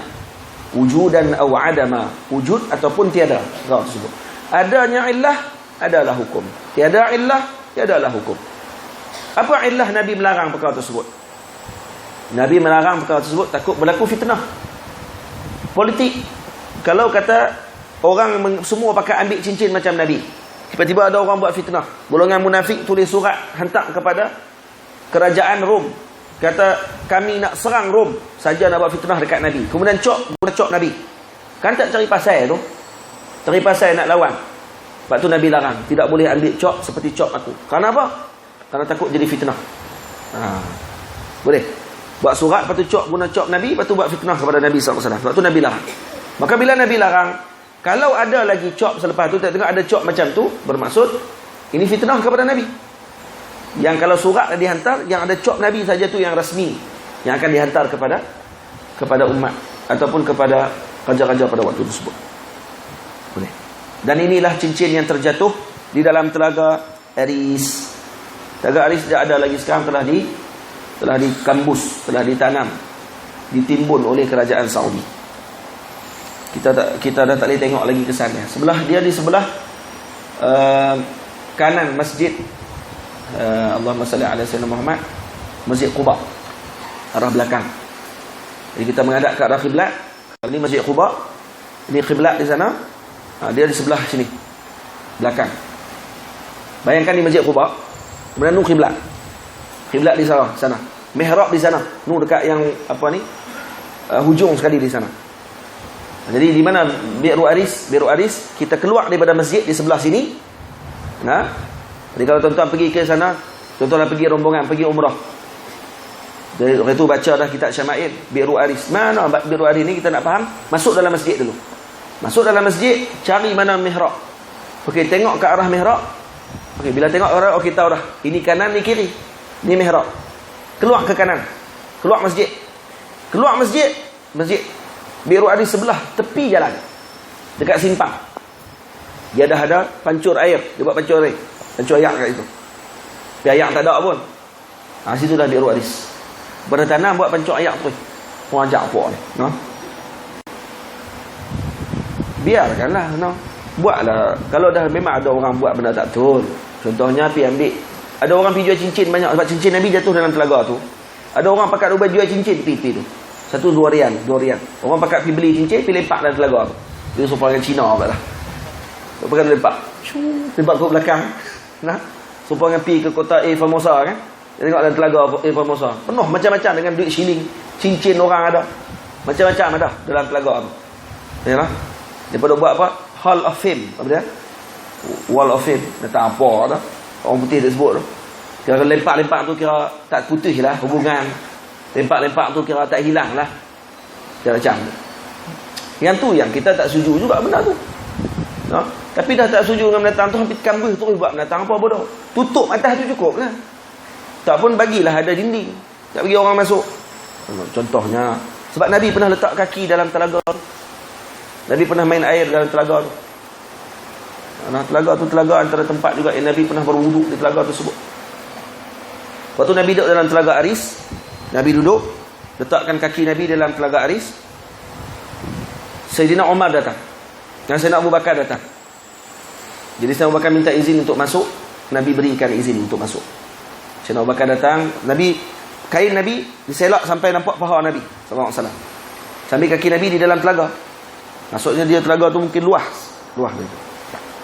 Jadi Nabi letakkan kaki dalam telaga tu sambil Nabi selakkan kain, nampak paha Nabi yang mulia. Sayyidina Abu Bakar masuk, duduk sebelah kanan Nabi. Tak lama kemudian Sayyidina Umar pula datang. Sayyidina Umar datang minta izin juga nak masuk. Maka masuk, Nabi izinkan dan duduk sebelah kiri Nabi. Tapi masih Nabi tidak turunkan kain. Nampak paha lagi. Dan Sayyidina Uthman pula datang. Sayyidina Uthman minta izin, Nabi bagi izin masuk. Masa Sayyidina Uthman masuk, Sayyidina Nabi cepat-cepat tarik kain, tutup paha Nabi sallallahu alaihi wasallam. Sayyidina Uthman cari tempat dah ada dah, kiri kanan dah ada orang duduk dah. Sayyidina Uthman pergi duduk berhadapan dengan Nabi sallallahu alaihi wasallam. Jadi Sayyidina Uthman duduk di sana berhadapan dengan Rasulullah. Maka Sayyidina Abu Bakar tanya, Sayyidina Umar tanya, "Ya Rasulullah, kami masuk tadi kamu tak turun pun kain. Kenapa Sayyidina Uthman masuk kamu turunkan kain?" Maka Nabi kata, "Aku malu dengan orang yang malaikat pun malu dengannya." Malaikat pun malu dengan Sayyidina Uthman. Maka aku malu dengan Uthman. Aku pun turunkan kain aku. Walaupun Sayyidina Uthman menantu Nabi sallallahu alaihi wasallam. Kata ulama, kedudukan para sahabat di tepi Nabi ini dan juga di depan Nabi itu ada isyarat. Apa isyarat dia? Inilah kedudukan mereka nanti ketika wafat. Sayyidina Abu Bakar dan Sayyidina Umar akan berada bersebelahan dengan Nabi di dalam Hujratus Syarifah. Manakala Sayyidina Uthman akan berada berjauhan sedikit dengan Nabi tapi berbetulan dengan kaki Nabi sallallahu alaihi wasallam. Maka Sayyidina Uthman ditanam di Baqi'. Kalau tuan-tuan tengok betul-betul kepalanya berbetulan dengan kaki Nabi sallallahu alaihi wasallam. Maka kata ulama itu adalah isyarat kedudukan mereka di Bi'ru Aris itu adalah kedudukan mereka nanti ketika wafat mereka dengan Nabi sallallahu alaihi wasallam. Jauh mana mereka dengan Nabi, kedudukan mereka tu macam itulah. Allahu akbar. Nampak tak? Sampai macam tu sekali ulama bahaskan. Dan tak ada lagi kitab Wahabi. Tuan-tuan buka kitab Taubat tak ada. Nah. An Muhammad bin al-Baqir. Itu dia. Muhammad al-Baqir ni siapa dia? Cucu Nabi sallallahu alaihi wasallam. Ni kalau puak ni baca sahih dah Imam Tirmizi pun jadi Syiah juga. Sebab Muhammad al-Baqir ni, masya-Allah Muhammad al-Baqir. Muhammad al-Baqir ni salah satu imam 12. Nah, lagi depa kata, oh ini Imam Tirmizi juga Syiah. Kenapa menyebut nama Muhammad al-Baqir? Muhammad al-Baqir ni cucu Nabi sallallahu alaihi wasallam. Min a'immati al-kubra. Ni antara imam-imam besar dalam mazhab dan imam-imam besar dalam Islam. Syiah tak ada kaitan langsung. Puak tu hanya buat keluar nama saja. Saja sandar nama mereka kepada Sayyidi Muhammad al-Baqir. Qala kana al-Hasan wal Husain yatakhattamani fi yasarihima. Sesungguhnya Sayyidina Hasan dan Sayyidina Husain memakai cincin di tangan kiri mereka. Maksudnya memakai cincin di jari kiri. Atau kalau kita tengok ada orang pakai jari kiri pun tidak kita ingkar. Kalau pakai tangan kanan pun tidak kita ingkar. Faham tak? Tidak ada masalah. Dan dikatakan juga bahawa ada hadis yang mengatakan bahawa Nabi SAW, Sayyidina Abu Bakar, Sayyidina Uthman, Sayyidina Umar, Sayyidina Uthman, Sayyidina Ali, Sayyidina Hasan, Sayyidina Husain memakai cincin di tangan kiri mereka. Ada hadis yang sebegitu. Nah, lebih banyak lagi hadis banyak. Dizalil kata harus memakai kedua-dua jari ini.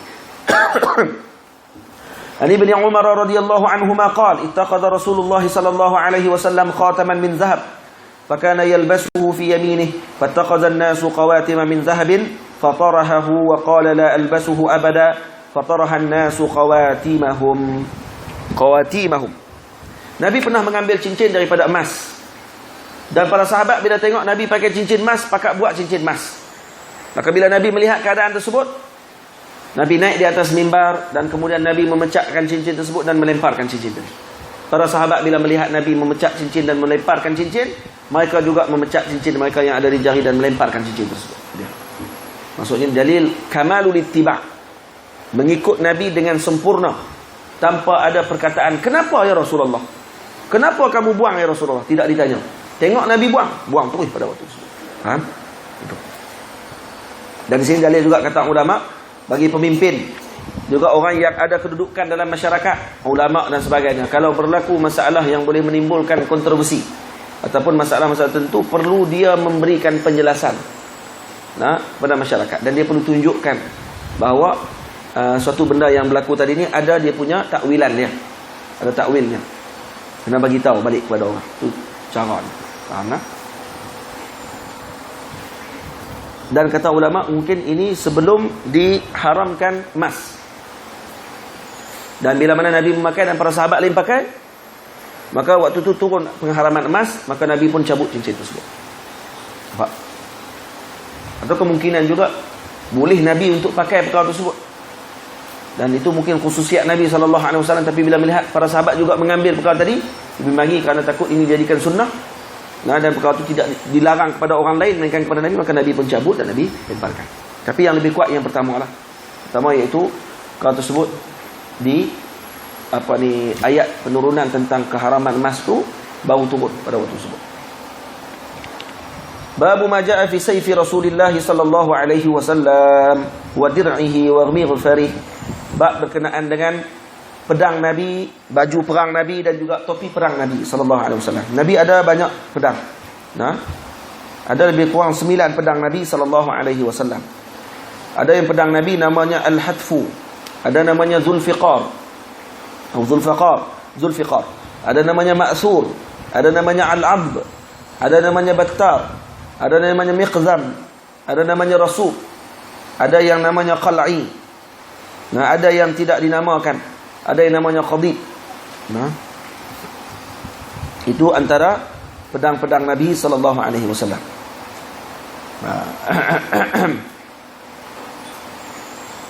Dan pedang yang paling terkenal Zulfiqar lah. Zulfiqar. Dan ada juga di antara pedang-pedang yang diberikan oleh Nabi kepada sahabat yang jadi daripada pelepah tamar. Sayyidina Abi Qatadah radhiyallahu ta'ala, Sayyidina Qatadah radhiyallahu anhu, Sayyidina Ukasyah pernah datang kepada Nabi, bagi tahu kata pedang kami patah ya Rasulullah dalam peperangan Uhud, ada dalam peperangan Badar. Bila dia bagi tahu ya Rasulullah pedang saya patah, maka Nabi ambil pelepah tamar yang ada berhampiran dengan Rasulullah dan Nabi serahkan kepada dia. Ambil pedang ini, dan bertukar jadi pedang pada waktu itu juga. Hadis ini sahih. Dan dia kata Nabi SAW, kalau pegang sesuatu perkara, apa yang diniatkan oleh Nabi itu akan berlaku, akan jadi. Dan tak perlu kita tanya. Habis itu kenapa Nabi memilih miskin? Kenapa Nabi tak pegang dia bukit Uhud tu bagi jadi mah buang? Karena Nabi bukan kita. Faham tak? Kalau kita sungguh semua benda kita nak pegang jadi mah. Karena Nabi tidak melihat kepada dunia. Dan pernah didatangkan, Nabi datang, Jibril datang kepada Nabi, ya Rasulullah, naklah kalau ditukarkan bukit ni jadi emas untuk kamu. Tak mau, kamu tak mau. Dan Nabi memilih untuk menjadi hamba daripada menjadi seorang raja. Baik. An Anas radhiyallahu anhu qala, daripada Sayyidina Anas radhiyallahu anhu kata beliau, kanat qabi'atu sayfi Rasulillah sallallahu alaihi wasallam min fiddatin. Qabi'ah ni adalah penyelang di antara pemegang pedang dengan mata pedang. Tu yang selang tu. Itu dibuat daripada fiddah, kata ulama. Hadis ini dikeluarkan oleh Al-Imam Abi Dawud radhiyallahu anhu dan juga di dalam kitab Al-Imam Tirmidzi. An Mazyadah radhiyallahu anha qala daqala radhiyallahu anhu an Mazyadah radhiyallahu anhu qala daqala Rasulullah sallallahu alaihi wasallam Makkah yaum al-fath wa ala sayfihi dhahabun wa fiddah. Rasulullah masuk ke bumi Makkah ketika hari Fathu Makkah dan di atas pedang Nabi itu ada emas dan perak. Maksudnya ditatah dengan emas dan perak. Ada pandangan ulama mengatakan bahawa hadis ini dhaif dan tidak boleh dijadikan hukum, bahawa boleh dibuat pada pedang dan ini dihias dengan emas dan perak. Ada sebagian ulama yang mengatakan sedemikian. An Samurah bin Jundub radhiyallahu taala anhu annahu sana'a sayfahu ala sayfi Rasulillah sallallahu alaihi wasallam wa kana Hanafiyya. Samurah bin Jundub mengatakan bahawa pedang Rasulullah sallallahu alaihi wasallam, Sayyidina Samurah bin Jundub mengambil pedang seperti pedang Nabi. Dia buat pedang persis pedang Nabi, sama macam pedang Nabi sallallahu alaihi wasallam. Dan pedang itu dibuat daripada Bani Hanafiyah. Karena pedang Bani Hanafiyah ni Bani keturunan Musailamatul Kazzab itu. Kampung mereka ni kampung terkenal dengan kampung pembuat pedang yang sangat cantik dan teliti. Itu.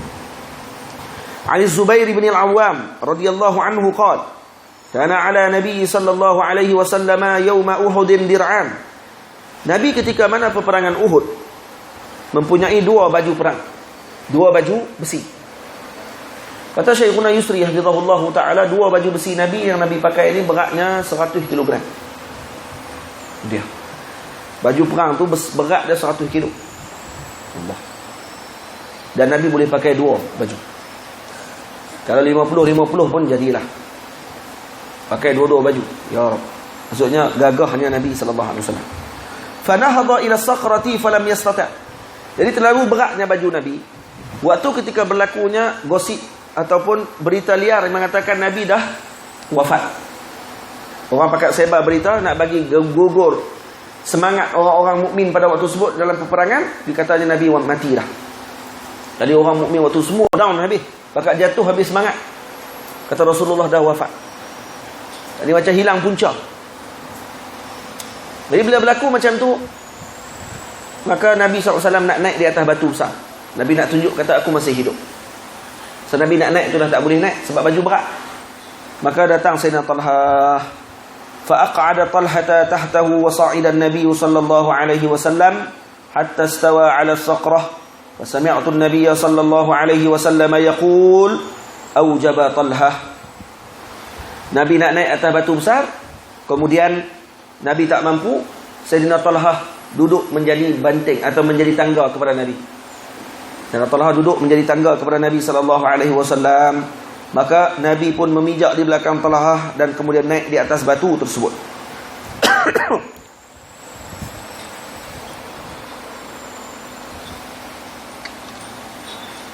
Maka selepas selesai peperangan, apa kata Nabi? Aujabat Talha. Wajiblah bagi Talha. Nabi tak sebut wajib apa? Wajib syurga kan? Maksudnya Nabi nakirahkan apa yang wajib bagi Talha untuk dapat anugerah. Maksudnya semua apa-apa yang boleh kita takdir akan masuk dalam itu. Wajiblah bagi Talha mendapat kebaikan. Wajiblah bagi Talha mendapatkan keagungan, kemuliaan. Wajiblah bagi Talha mendapatkan syurga Allah Ta'ala. Wajiblah bagi Talha mendapatkan pengampunan daripada Allah. Semua boleh ada dalam itu. Maksudnya semua kebaikan ada pada Talha. Karena itu Sayyidina Abu Bakar kata, kami sangat jealous dengan Sayyidina Talha. Seolah-olah Uhud itu adalah hari untuk beliau. Nampak nah? Itu hari dia punya. Sebab Nabi selalu puji dia. Sebab apa? Sebab dia adalah menjadi tangga kepada mengelakkan perpecahan di kalangan muslimin pada waktu tersebut. Jadi orang yang menjadi tangga, menyatukan di antara orang Islam ini, itulah orang yang terbaik, kata Nabi SAW. Seperti Sayyidina Talha radhiyallahu ta'ala anhu. Sayyidina Talha dalam peperangan Uhud, selepas balik, dilihat di belakang badannya ada 80 tetakan dan kesan anak panah. Mana? Maksudnya kerana mempertahankan Nabi SAW. Kita tengok dalam Facebook, orang Samsing dengan Samsing lawan, gangster dengan gangster lawan tetak. Ada 5-6 tetak yang belakang badan pun dah teruk dah, kita tengok betul dah. Yang teruknya mana? Tu tetak dengan apa tu? Dengan parang, dengan pedang lah, pedang hak depa pegang lah. Hak ni kena tetak dengan pedang dalam peperangan ni, tuan-tuan. Orang tak, zaman dulu kalau nak pergi perang, tak ambil dah lekeh-lekeh pedang. Mereka akan buat dengan besi yang terbaik. Jadi kena tetak dengan besi, dengan pedang yang hebat. Kemudian anak panah lagi 80 tetakan. Masya Allah. Semua tadi menjadi kebanggaan bagi mereka semua. Sahabat Nabi ada yang kudung tangan, ada yang putus hidung, nah, ada yang luka dan sebagainya. Tapi mereka menjadi bangga dengan perkara tersebut. Sebab apa? Sebab ini kesan kami pernah berjuang dengan Nabi SAW. Faham? An Sa'ib bin Yazid radhiyallahu ta'ala anhu anna Rasulullah sallallahu alaihi wasallam kana alaihi yawma Uhud dir'an qad zahara bainahuma. Baginda Nabi sallallahu alaihi wasallam mempunyai pada peperangan Uhud memakai 2 baju perang, dan baju perang itu zahara bainahuma maksudnya dipakai 2 lapis. Yang satu di dalam, yang satu lagi di luar. An Anas bin Malik radhiyallahu ta'ala anhu anna Rasulullah sallallahu alaihi wasallam dakhala Makkah 'am al-fath wa 'ala ra'sihi al-mighfar. Rasulullah sallallahu alaihi wasallam memasuki kota Mekah pada hari pembukaan kota Mekah, dan waktu itu Nabi memakai topi besi. Jadi topi besi dipakai dan dibalut serban. Falamma naza'ahu ja'ahu rajulun faqala lahu. Bila mana Nabi mencabut topi perang ni, maksudnya dah perang dah tamat, tidak ada peperangan pun. Ada beberapa tempat saja dengan tentera Sayyidina Khalid Al-Walid saja sedikit berlaku pertempuran kecil. Tapi dengan Nabi, dengan kumpulan Nabi tidak berlaku peperangan. Lalu Nabi masuk dengan aman dan dengan gah sekali. Dan kemudian datang seorang lelaki. Siapa lelaki ni? Sayyidina Sa'id ibn Huraith. Rajulun itu maksudnya Sa'id bin Huraith. Beliau datang dan mengatakan kepada Nabi, Ibnu Khatal muta'alliqun bi astaril Ka'bah. Ya Rasulullah, itu Ibnu Khatal. Ibnu Khatal ni siapa dia? Ini antara nama-nama orang yang diletakkan oleh Nabi wajib dibunuh. Bukan wajib, boleh dibunuh, darah mereka ni harus pada hari tersebut. Dan Nabi kata kepada seluruh musyrikin Makkah, siapa yang masuk ke dalam Baitullah, siapa yang masuk ke dalam rumah masing-masing, dan siapa yang masuk ke dalam rumah Abi Sufyan, maka dia selamat pada hari ini. Rakat lari masuk rumah masing-masing, masuk rumah Abi Sufyan. Abi Sufyan pun rasa bangga pada hari tersebut kerana Nabi menyebut rumahnya dengan khusus, dan masuk Islam dia, dan baik Islam dia, radhiyallahu anhu. Dan siapa masuk Baitullah pun akan selamat, kecuali 15 orang. Ada 15 orang yang tidak akan selamat, masuklah ke mana pun. Mereka ni harus dibunuh. Sebab apa? Sebab kuatnya penentangan mereka kepada Islam. Maksudnya orang yang bukan Islam pun dia ada martabat dan juga kedudukan dia juga. Ada Islam, ada yang bukan Islam, yang mereka ni ada simpati dengan Islam. Ada bukan Islam yang mereka membenci Islam. Tapi kebencian mereka tadi tidak dizahirkan. Ada yang bukan Islam dan mereka membenci Islam dan menzahirkan kebencian tersebut. Malah memerangi Islam. Boleh. Maka Nabi mengarahkan untuk dibunuh 15 orang tu. Antaranya Ibnu Khatal. Antaranya Ikrimah bin Abi Jahal, yang dia dah lari sampai ke Jeddah dah. Dia lari sampai Jeddah dah, nak lari dah.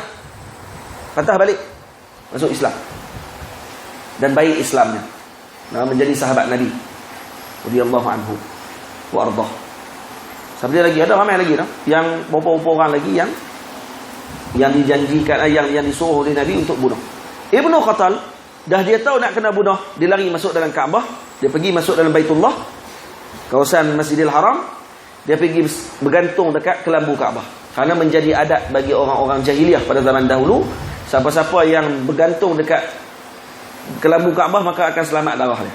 Maka dia tak akan dibunuh. Nabi kata, tak ada lah, itu adat jahiliah. Ini bukan Islam punya. Bunuh dia, kata Nabi. Uqtuluh, kata Nabi. Uqtuluh. Qala Ibnu Shihab wa balaghani anna Rasulullah sallallahu alaihi wasallam lam yakun yawma idzin muhrima. Pada hari tersebut Nabi tidak berihram. Jadi Nabi suruh bunuh dan dibunuh Ibnu Khatal di antara Hajarul Aswad, di antara Zamzam, telaga Zamzam dengan maqam Ibrahim. Siapa yang membunuhnya? Ada pandangan ulama yang mengatakan yang membunuhnya adalah Sayyidina Sa'id bin Huraith sendiri, dan ada pandangan mengatakan Sayyidina Ammar bin Yasir radhiyallahu anhum ajma'in. Mereka berdua berlari dan membunuh Ibnu Khatal di antara telaga Zamzam dengan maqam Ibrahim. Sebab apa dibunuh Ibnu Khatal ni, tuan-tuan? Karena dia sangatlah jahat dengan Nabi. Dia Islam, kemudian dia murtad. Faham? Dia Islam, kemudian dia murtad. Ya sudah. Lepas dia murtad, dia buat apa? Dia lantik 2 orang penyanyi. Dia ambil 2 orang hamba buat jadi penyanyi, menghina Nabi setiap hari. Penyanyi ni setiap hari buat lagu menghina Rasulullah. Maksudnya dia ni bukan sakat keluar daripada Islamnya.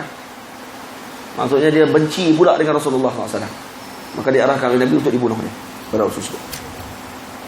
Babu ma jaa fi imamati Rasulillah sallallahu alaihi wasallam wa idharihi wa ridaihi. Bab menceritakan tentang imamah, serban Nabi sallallahu alaihi wasallam, izar, kain izar Nabi, izar kain yang di bawah pinggang, daripada pinggang ke bawah, dan rida Nabi SAW, dan kain rida iaitu kain yang daripada atas, yang menutupi bahagian atas dipanggil rida. Kain macam ni rida lah. Nah, an Jabirin radhiyallahu taala anhu qala. Ulama bahas tentang serban Nabi sallallahu alaihi wasallam, berapa panjang serban Nabi sallallahu alaihi wasallam. Nah, Al-Imam An-Nawawi rahimahullah mengatakan serban Nabi yang paling pendek adalah 7 hasta. Paling panjang 12 hasta. Paling pendek 7, paling panjang 12. Lebarnya 1 hasta lebih. Nah, panjang 12, lebarnya 1 hasta lebih. Jadi lebarnya macam tu. Jadi lipat. Panjang 12 hasta. Kalau 12 hasta pakai itu besar serban tersebut. Baik. Dan macam mana ekor serban dilepaskan ke arah mana? Itu kata ulama melihat kepada masing-masing. Ada yang melepaskan ke belakang, ada yang melepaskan ke kanan, ada yang melepaskan ke kiri. Dan para ulama kata, ulama sufi lebih menyukakan melepaskan ekor serban tu di sebelah kiri, karena dia berbetulan dengan hati. Nampak tak? Dan adakah serban mesti syarat dia ada ekor? Tidak disyaratkan ada ekor.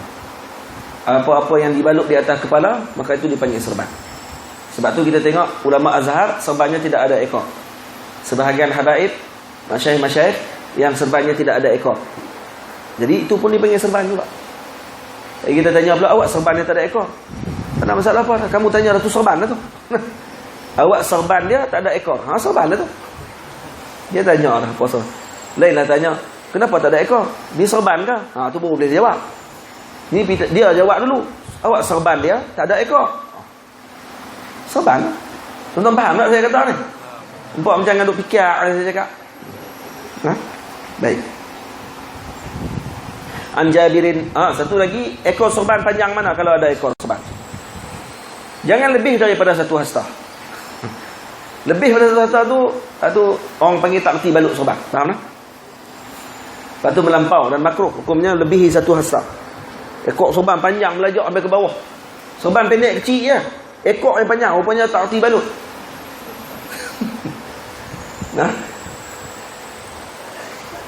Paling baik, afdal, paling elok lah 4 jari. Paling pendek 4 jari. 4 jari. Ni pendek kalau ada ekor. Kemudian yang afdal 1 jengkal. Sebanyak 1 jengkal. Okay, faham? Lepas tu ekor serban ada 2 ke semua tu, itu adalah mengikut riwayat masing-masing. Ada yang ada 2 ekor, ada yang buat 1 ekor, silakan, tidak ada masalah. An Jabirin radhiyallahu anhu qala dakhala an-nabiy sallallahu alaihi wasallam Makkah yaum al-fath wa alaihi imamatun sauda. Rasulullah sallallahu alaihi wasallam memasuki kota Makkah pada yaumul fath dan Nabi memakai serban berwarna hitam. Kenapa Nabi memakai serban warna hitam? Karena lisu'dud. Su'dud maksudnya apa? Karena pemerintah. Maksudnya menjadi kepimpinan. Sebab tu waktu dilantik menjadi pemimpin, yang pakai serban biasanya pakai serban hitam. Nampak tak? Tak ada kaitan dengan Syiah, tuan-tuan. Tak ada kaitan dengan Syiah. Contohnya tu imam nak bagi khutbah hari tu, dia nak bagi semangat sikit, dia balut serban hitam. Dia rasa lain, tuan-tuan. Dia sebut serban hitam, dia cakap pun dia rasa semangat sebab nak pergi perang. Tu serban hitam. Sebab tu kalau nak berdakwah jangan pakai serban hitam, pakai serban putih. Serban putih ni dia lebih kepada dakwah. Nampak tak? Tapi kalau nak pergi perang, serban hitam, dia akan main satu perasaan pada waktu tersebut. Boleh faham? Gitu. Dan Wahabi tak pakai serban. Itu ya. Wahabi tak pakai serban. Tuan tengoklah, dia takkan pakai serban. Kalau pakai serban tu taqiyah. Faham tak? Dia kata serban ni adalah pakaian Arab. Adat saja pakai serban. Tapi kalau dia buh egal atas kepala tu, egal. Tahu egal? Tu. Yang kita pun balik Mekah pakai egal juga kita pun. Egal ni pakaian resmi orang Arab Saudi. Dah jadi pakaian resmi dah. Supaya kita pakai baju Melayu dah, pakai songkok atas kepala. Jadi pakaian resmi dah tu. Nampak tak? Tengkolok. Tu kira macam pakaian bangsaan Melayu. Pakai tengkolok. Tiada tak kita pakai tengkolok naik kapal terbang? Ada? Pakai busana Melayu dengan sampin. Lepas tu kain seluar singkat sampai ke tengah apa ni? Sampai ke pertengahan betih, buh kerih kat sini. Sampai kat depan report yang pertahan tu. Tak maaf, teroris, nah. Bahaya, report kerih pergi ke mana? Nak pergi ke mana? Tak boleh tak. Yang seronoknya orang Melayu kita balik daripada Mekah buat haji, dia punya seronoknya nak ni, TV3 pun pergi ambil lah. So, terbang kita tengok pakcik-pakcik balik haji ni, ada yang pakai egal, tak tahan lah. Serban merah tak atas kepala, lepas tu beli egal tak atas kepala. Seronok peluk anak bini, Masya Allah. Balik daripada Mekah, pakailah serban pakcik oi. Balut serban atas kepala tu, pakai egal tu buat menentang apa? Hang orang Mekah kan? Satu lagi tuan-tuan tahu egal tu buat apa? Egal ni bahasa Arab, disebut dengan lajah Arab. Lahjah bahasa fusahanya iqal. Iqal ni tahu dia. Iqal ni Arab guna. Arab dulu Arab Badui, depa bela unta. Jadi bila tarik unta ni bila berhenti di mana-mana, berehat, unta akan duduk. Nak bagi unta ni tidak bangun, unta ni dia jenis setia. Tuan-tuan letak getah apa ni? Getah ikat ayak tu, tak kat lutut dia insya-Allah tak bangun. Maka depa guna egal tu lah. Hak tak atas kepala ni. Hak tu lah guna tak kat lutut unta. Nah, kalau unta tak bangun, tuan-tuan pula ambil hak tu buh atas kepala tuan-tuan. Elok. Sopa lutut unta. Nah. Dan saya kata kat orang Melayu lah. Nah, kalau orang Arab Saudi pakai tu, dia pun macam pakaian dia. Lah ni dah jadi Raja Saudi pun pakai atas kepala dia kan. Dah tu dah jadi macam mahkota dia. Dia Arab Badui dulu. Dia Arab Badui. Belah unta dulu. Belah ni aja, belah duit. Belah duit, belah projek minyak. Raja Saudi. Tu yang Wahabi tadi kata apa kat dia? Wahabi kalau kita kata kat Raja Saudi, kat Allahu Akbar, dia melompat marah supaya kata kat Nabi tu. Kita komplain Raja Saudi. Sebab apa depa marah? Sebab depa dah dapat duit pada Raja Saudi. Tu depa marah. Kurang ajar kata kat Raja Saudi tu semua ni. Boleh tak? Baik. An Ibni Umar radhiyallahu ta'ala anhuma qala kana an-nabiy sallallahu alaihi wasallam idza i'tamma sadala imamatahu baina katifaihi. Rasulullah sallallahu alaihi wasallam bila mana memakai serban, Nabi akan melepaskan ekor serban di antara dua bahu Nabi. Maksudnya dilepaskan di belakang. An Ibni Abbas radhiyallahu anhuma anna an-nabiy sallallahu alaihi wasallam khataba an-nas wa alaihi imamatun dasma. Nabi berkhutbah di depan manusia dan Nabi memakai serban berwarna hitam. Ada sebahagian ulama mengatakan imamati dasma ini maksudnya serban yang terkena minyak. Jadi nampak seolah-olah hitam. Tapi sebenarnya tidak warna hitam. Yang dibahaskan oleh kebanyakan ulama dasma dengan makna sauda. Sebab ada riwayat menyebutkan dengan sauda. An Abi Burdata. Ustaz. Nah.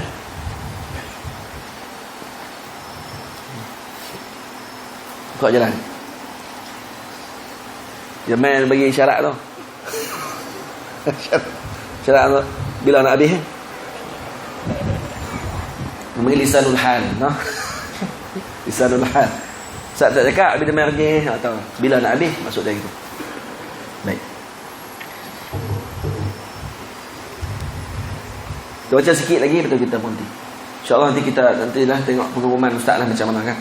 Kita akan sambung lagi. An Abi Burdah radhiyallahu anhu qala akhrajat ilaina Aisyah radhiyallahu anha kisaan mulabbada. Nah. Dan apa ni dia kata telah mengeluarkan kepada kami Sayyidatina Aisyah. Sayyidatina Aisyah mengeluarkan kepada kami kisah kain keras mulabbad wa izaran ghalidha. Kain kisah ni kain yang dibalut ni di atas bahagian atas, izar kain yang bahagian bawah. Faqalat qubida ruhu Rasulillah sallallahu alaihi wasallam fi hadain. Rasulullah sallallahu alaihi wasallam ketika diangkat oleh Allah Subhanahu wa taala ketika wafat memakai dua kain ini. Maksud dengan pakaian yang sangat sederhana. Maksudnya gitu. Dan disimpan kain itu oleh Sayyidatina Aisyah radhiyallahu anha. Dan dalam riwayat yang lain disebutkan bahawa Sayyidatina Asma mengatakan mereka mengambil kain yang ada pada Sayyidatina Aisyah tersebut yang dipakai oleh Sayyidina Rasul, itu diambil oleh Sayyidatina Asma. Hadis ini sahih. Kain itu diambil oleh Sayyidatina Asma dan kemudian direndam di dalam rendaman air, dan kemudian bila ditanya oleh orang ramai kenapa Sayyidatina Asma buat begitu, kata untuk diberi minum kepada orang yang sakit di kalangan kita.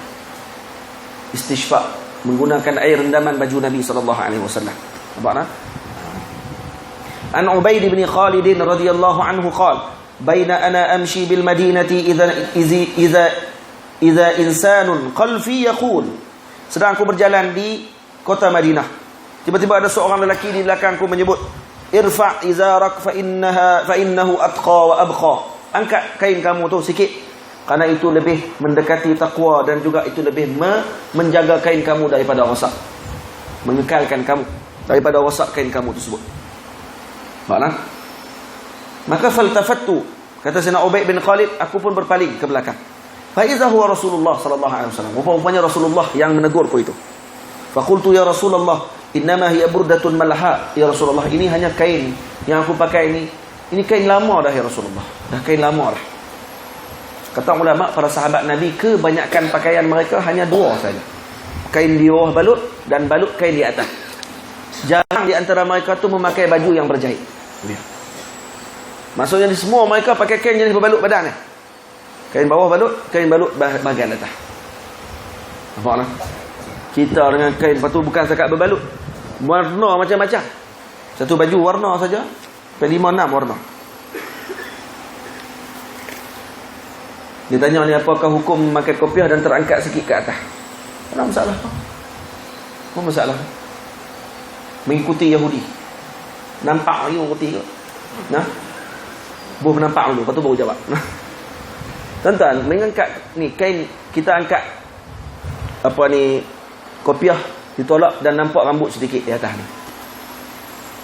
Kalau kata kita tidak berniat untuk mengikuti Yahudi, dan ni pun bukan syiar Yahudi pun. Sebab Yahudi dia tak pakai kopiah besar macam ni. Dia kopiah kecil, khas kopiah kecil, serupa dengan kuih putu mayam tu. Nah. Aduh. Adakah orang kita pakai kopiah kecil besar tu? Ada. Jadi setakat kita tolak kopiah nampak atas rambut sikit, tidak ada masalah. Tidak ada tasyabuh langsung pun dengan Yahudi. Kita ni kadang-kadang jadi prejudis sangat. Semua benda nak Yahudi. Tengok ni Yahudi, tengok ni Illuminati, tengok ni Freemason. Semua gila babi terus orang. Mai ke mati tengok ni, kalau kata contohnya Ustaz Zuhair bubuh apa ni tile ni hitam putih. Rupa-rupanya Matis ni ada Illuminati. Pada hitam putih. Pening kita dengan orang-orang macam ni. Semua benda nak Illuminati. Baik. Bila dia kata macam tu, burdatun malhaq, qala ama laka fiyya uswah. Maka Nabi kata, bila dia kata ya Rasulullah, kain aku ni kain buat kerja aja Rasulullah. Maksudnya tak perlu nak abqa, tak perlu nak kekalkan bagi lama. Kain lama dah. Maka Rasulullah kata, ama laka fiyya uswatun. Tidakkah pada aku ni ada contoh tauladan yang terbaik, kata Rasulullah. Fa nazartu fa iza izaruhu ila nisfi saqai. Dan aku melihat kain izar Nabi, yang Nabi memakai kain itu sampai ke pertengahan betis. Maka ulama membahaskan masalah kain, di mana hak memakai kain yang sunnah. Nah, bila Nabi SAW mengatakan jangan dilebihkan kain kita, jangan isbal. Isbal kain maksud lebih daripada buku lari. Dan kata Nabi SAW, Allahumma salli ala sayyidina, bila Sayyidina Abu Bakar bertanya, aku ya Rasulullah, pinggang ni sama. Sayyidina Abu Bakar pinggang dia sama, macam timun orang kata. Jadi bila dia pakai kain pelikat, kain itu akan melurut turun, dan dia akan sampai juga ke buku lari. Maka Nabi kata, kamu tidak mengapa wahai Abu Bakar. Karena apa? Karena kamu tidak khuyala, kamu tidak termasuk di kalangan orang yang berbangga, orang yang takabur ketika memakai kain. Jadi ilahnya, kata ulama, memakai kain melebihi buku lari ini, ilah larangan daripada Nabi itu adalah khuyala. Kalau ada takabur dalam hati, itu yang dilarang. Kalau tidak ada takabur, yang ini yang berlaku perbahasan. Imam Nawawi rahimahullah meletakkan perincian. Memakai kain sampai ke pertengahan betis, hukumnya sunnah. Sunnah hukumnya. Dan kalau tidak mampu, kalau kata kita nak pakai bawah sikit, hukumnya harus sampai ke mana? Sampai ke sebelum buku lari. Ataupun sama dengan buku lari. Hukumnya harus. Melebihi buku lari, hukumnya makruh kalau tidak ada riak. Kalau riak, hukumnya haram. Faham? Kan senang macam tu. Ni tidak. Mai Wahabi, semua haram. Lebih haram. Lebih lagi haram. Tapi yang kita sonok, dia Wahabi, dia pakai seluar trek dia boleh pakai pula sampai ke lebih pada buku lali. Hak jenis tu kena ambil tayar gerek, bubuh atas kepala. Mana? Ni pakai seluar boleh pula. Seluar di pirja, tutup sampai ke tempat-tempat kasut boleh tutup pula. Nampak tak? Siap tempah lagi. Seluar bagi buat bokat, bagi luah. Nampak tak? Tu kata depa ni tak serupa bikin. Sebab apa? Sebab cakap ikut nafsu. Bila cakap ikut nafsu ni, dia akan tentang kalimah dia sendiri. Faham tak? Nak ikut Wahabi lagi? Ikut. Pi. Nak pergi mengaji juga dengan mereka? Pi mengaji. Perli lah tu tuan-tuan ni. Kan suruh pi sungguh. Kalau kira, orang Kuala Lumpur dia suruh pi. Bahaya tuan-tuan. Jangan duduk dalam majlis orang-orang yang ahli bid'ah ni, kerana kita akan tercuri akhlak mereka. An Salamah bin Aqwa radhiyallahu ta'ala anhu qala kana Uthman bin Affan ya'taziru ila ansafi saqayhi. Sayyidina Uthman bin Affan memakai izar, kain pelikat sampai ke pertengahan betis. Wa qala hakadha kanat izratu sahibi, ya'ni Nabi sallallahu alaihi wasallam. Kata Sayyidina Uthman, inilah cara pakaian kain sahabatku Rasulullah sallallahu alaihi wasallam. An Huzaifah bin al-Yamani radhiyallahu ta'ala anhu qala akhadha Rasulullah sallallahu alaihi wasallam bi'adlati saqi aw saqihi sya'rawi. Rasulullah telah memegang kainku, izarku, dan Nabi mengangkat sedikit. Sebahagian lagi mengatakan ada rawi syak, sama ada Nabi memegang kain Sayyidina Huzaifah ataupun Nabi memegang kain Nabi dan Nabi mengangkat sampai ke pertengahan betis. Faqala hadha mawdi'ul izar. Kata Nabi, ini adalah tempatnya izar. Tempat izar kain ni sampai ke pertengahan betis. Fa in abaita fa asfal. Kalau kamu tidak mau, bawah sedikit itu harus. Langsung maksudnya hukumnya harus. Fa in abaita fala haqqa lil izari fil ka'bain. Kalau kamu tidak mau juga, maka janganlah sampai melebihi izar itu sampai ke buku lali. Kerana apa? Karena tidak ada hak bagi kain sampai ke buku lali. Faham?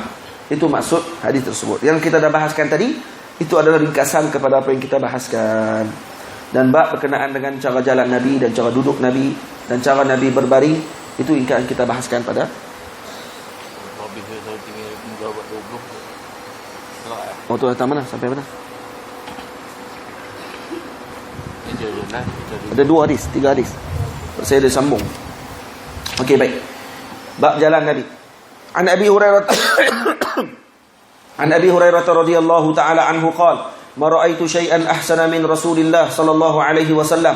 Aku tidak pernah melihat yang lebih cantik daripada Rasulullah.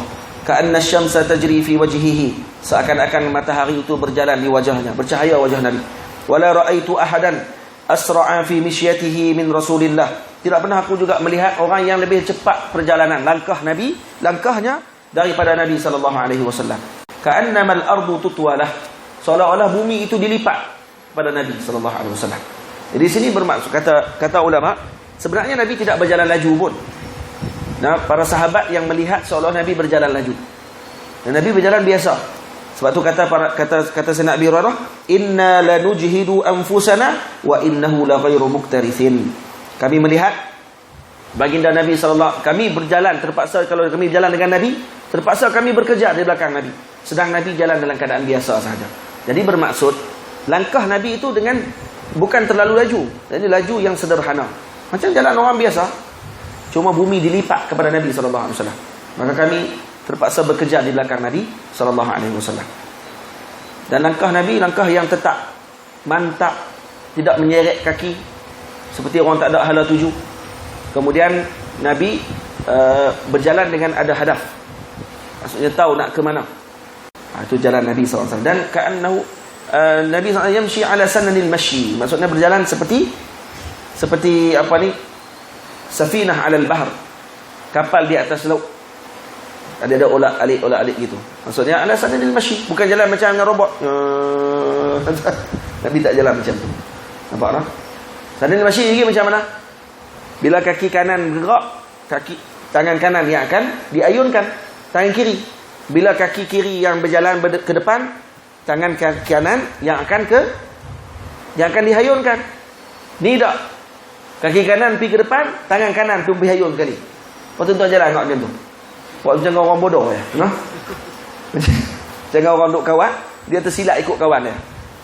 Dah kali kaki kanan pergi depan, tangan kanan pun pergi sekali juga. Nampak bodoh kan? Jadi Nabi tidak berjalan macam tu. Bukan perjalanan begitu. An Qailah binti Makhramah annaha ra'at Rasulullah sallallahu alaihi wasallam fil masjid wa huwa qa'idul qurfusa. Aku melihat Nabi dalam masjid dan Nabi duduk qurfusa. Qurfusa begini. Nah, qurfusa. Qalat, kata beliau, falamma ra'aitu Rasulullah sallallahu alaihi wasallam al-mutaqashshi'a fi jilsati ur'idtu min al-faraq. Bila aku melihat Nabi sallallahu alaihi wasallam duduk dengan tenang, dengan khusyuk, bergetar ataupun menggeletar tubuhku. Karena apa? Karena melihat keagungan Nabi sallallahu alaihi wasallam. Dan macam tu sekali. Tengok Nabi duduk macam tu pun orang dah jadi gerun dan juga jadi haibah Nabi sallallahu alaihi wasallam yang sangat agung. An Abdullah bin Zaid, dari sini dalil kata duduk dalam masjid boleh duduk macam tu. Duduk dalam macam tu. Ada orang tanya, boleh tak dalam majlis para guru kita duduk macam tu? Tidak boleh. Mengikut kepada adat setempat. Kalau orang Melayu tak boleh duduk macam tu. Itu duduk yang tidak ada adab dalam majlis para guru. Jangan mengangkat lutut pada guru. Tapi kalau kata duduk di dalam, contoh di negara Arab, tak ada masalah. Adat mereka begitu. Maka tak ada masalah duduk macam tu dalam majlis. Tak ada masalah, tu adat tempat mereka. Sebab dan sebab tu kata ulama melihat kepada guru itu. Kalau dia bersetuju duduk, tak ada masalah. Kalau dia tidak benarkan, maka jangan buat seperti mana yang dia tidak suka. An Abdullah bin Zaid radhiyallahu anhu annahu ra'a an-nabiy sallallahu alaihi wasallam mustalqiyan fil masjid wadi'an ihda rijlaihi 'ala al-ukhra. Bahawa beliau, yakni Abdullah bin Zaid, sahabat Nabi, melihat Rasulullah tidur di dalam masjid dan kaki Nabi diletakkan di atas kaki yang satu lagi. Ini dalil kata boleh kita tidur dalam masjid. Yang pertama, boleh tidur masjid. Yang kedua, boleh diletakkan kaki di atas kaki yang satu lagi. Kita tidak berbaring, kaki tak atas kaki kiri, dengan syarat terjaga aurat. Jangan sampai terselakkan kita nampak aurat kita. An Abi Sa'id al-Khudri radhiyallahu anhu qala kana Rasulullah sallallahu alaihi wasallam idza jalasa fil masjid ihtaba bi yadayhi. Rasulullah SAW bila duduk di dalam masjid, maka Nabi akan duduk secara ihtiba. Ihtiba seperti yang kita sebut tadi, duduk dengan dilipatkan tangan. Ataupun ihtiba ini dengan maksud juga, kalau ni disebut ihtaba bi yadayhi, itu dengan tangan Nabi. Maksudnya Nabi duduk dengan ni diangkat, kemudian dipelukkan dengan tangan. Jadi boleh duduk ihtiba dalam masjid. Dan disebut dalam hadis al-ihtiba khitanul Arab. Duduk ihtiba itu adalah tiangnya ataupun dindingnya kepada orang Arab. Jadi ada dibuat ihtiba dengan kain. Kain ni yang kain panjang ni dibalut belakang. Kemudian dibalut di sini. Dibalut. Dan kita duduk. Kan ada jual kan kain tu? Kan ada jual kain tu. Jadi kita duduk macam ni. Cuba duduk tengok. Kalau beli kain tu yang sesuai dengan tubuh kita, kita duduk. Maka dia seolah-olah kita bersandar di dinding. Karena itu kata Nabi SAW, al-ihtiba hitanul Arab. Ihtiba ataupun duduk ihtiba begini adalah dinding bagi orang Arab. Jadi kita duduk lama-lama dalam rumah pun rasa sedap duduk. Macam kita duduk bersandak kat dinding. Dan kalau kita nak pakai dalam majlis para guru, silakan, tidak ada masalah, kerana dia tidaklah mencari adat kau tersebut. Maksud taklah bukan mencari adat, melanggar adat tempat tersebut. Sebab apa? Sebab kadang kita pakai itu dia tak akan angkat kaki sampai ke atas. Dia angkat sikit je untuk letakkan kaki di sini je. Faham tak? Wallahu a'lam bissawab. Habis lah. Yang tak borai boleh Ustaz kata. Soalan. Saya jawab sikit lah. Ada soalan ni dulu. Dalam berwuduk, bersugi sunat dilakukan pada waktu bila? Bersugi sunat dilakukan Allahumma salli ala sayyidina Muhammad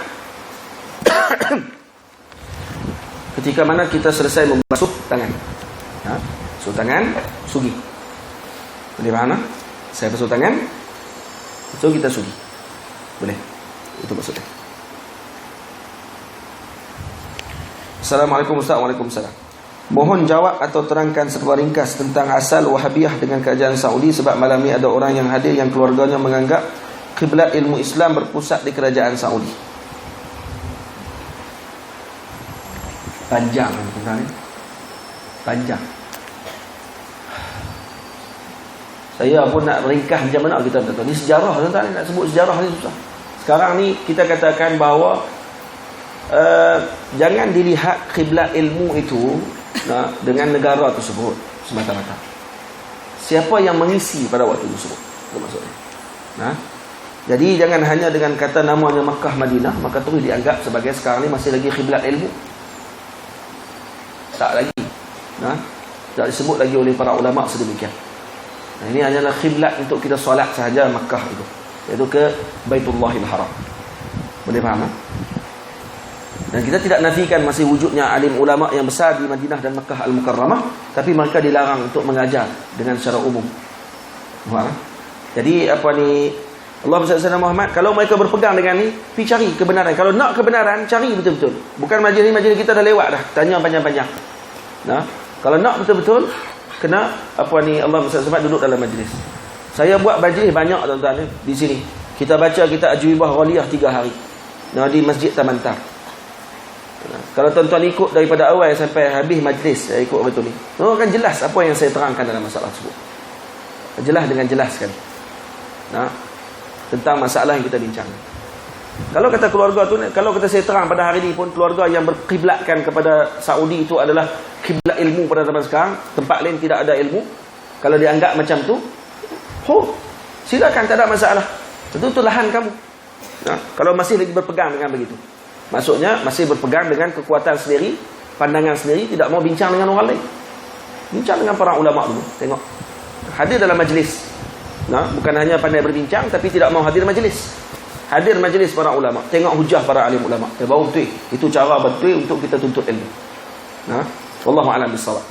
InsyaAllah panjang perbahasannya. Tuan-tuan buka dalam YouTube, tuan-tuan tengoklah. Banyak dah kita berbahas tentang masalah Wahabiyah dan kemudian berkenaan masalah ilmu yang mereka bincangkan. Cakap dulu aku qauli hadza astaghfirullahal azim li wa lakum. Saya ucap terima kasih banyak-banyak kepada tuan-tuan semua. Kita tak sempat nak habiskan, tapi dah sampai kepada, boleh dikatakan 1/3 kitab baru habis. 1/3 kitab lah. InsyaAllah ada rezeki peluang kita akan bertemu lagi pada bulan 2 nanti insyaAllah. Jadi saya serahkan terus majlis kepada Ustaz Nurul. Bismillahirrahmanirrahim. Alhamdulillahirabbil alamin wassalatu wassalamu ala asyrafil mursalin wa ala alihi wa sahbihi ajma'in. Rabbana atina fid dunya hasanah wa fil akhirati hasanah wa qina adzabannar. Sallallahu ala sayyidina Muhammadin wa ala alihi wa sahbihi wa baraka wa sallam. Walhamdulillahirabbil alamin. InsyaAllah. InsyaAllah. 2 hari ikut. Lepas maghrib. Lepas maghrib boleh. Boleh lama sikit. Lepas maghrib dah. Lepas maghrib kita baca laju-laju boleh. Ini sebab saya syarah sesuatu ni. Tak baca.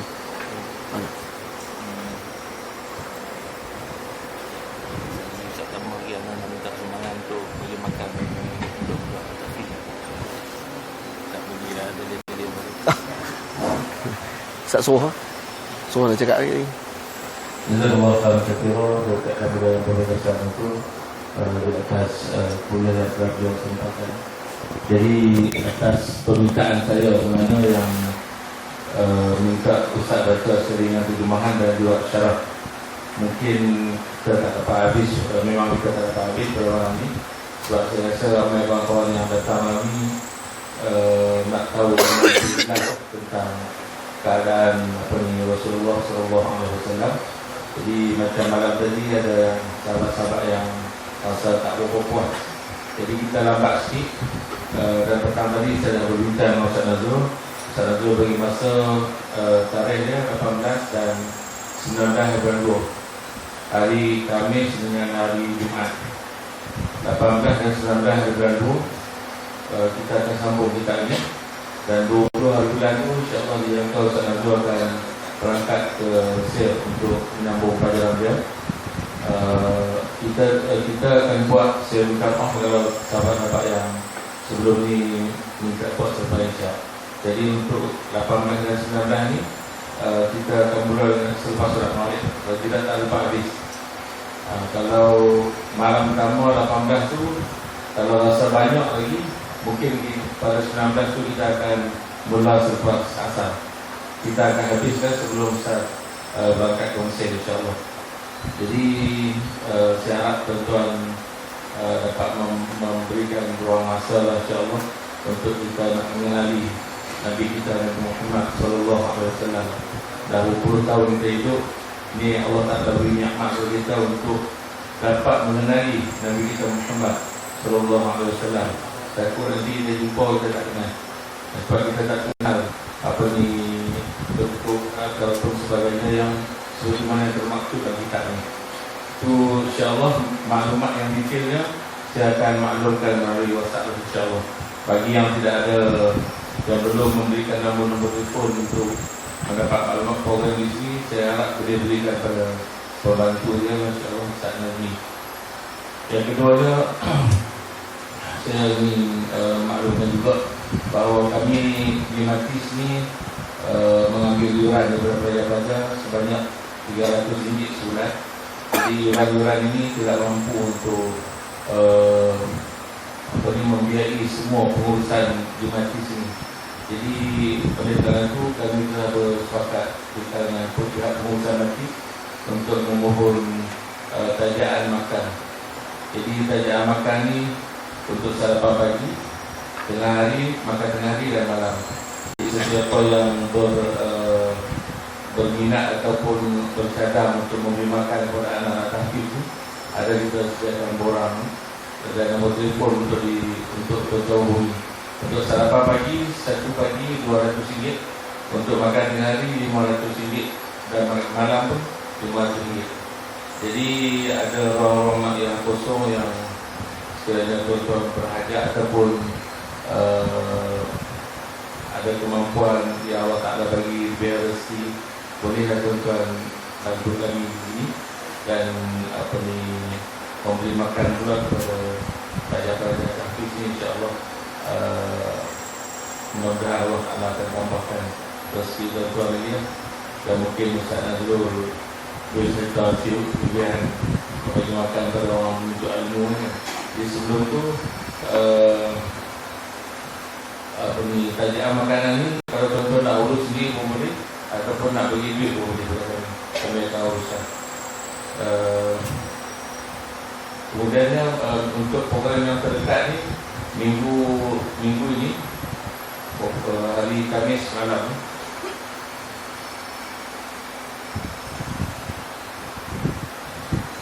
Februari, iaitu 4 hari bulan 2, kita ada program bersama Habib Abdul Rahman Al-Musawa daripada Indonesia hari Khamis malam selepas solat Isyak. Dan pada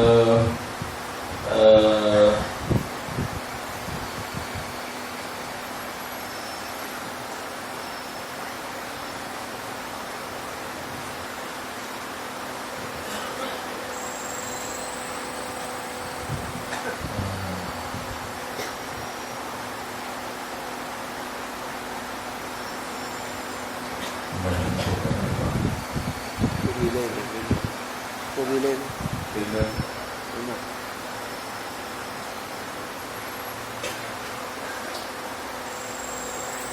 Boleh. Ni. Pada Februari 4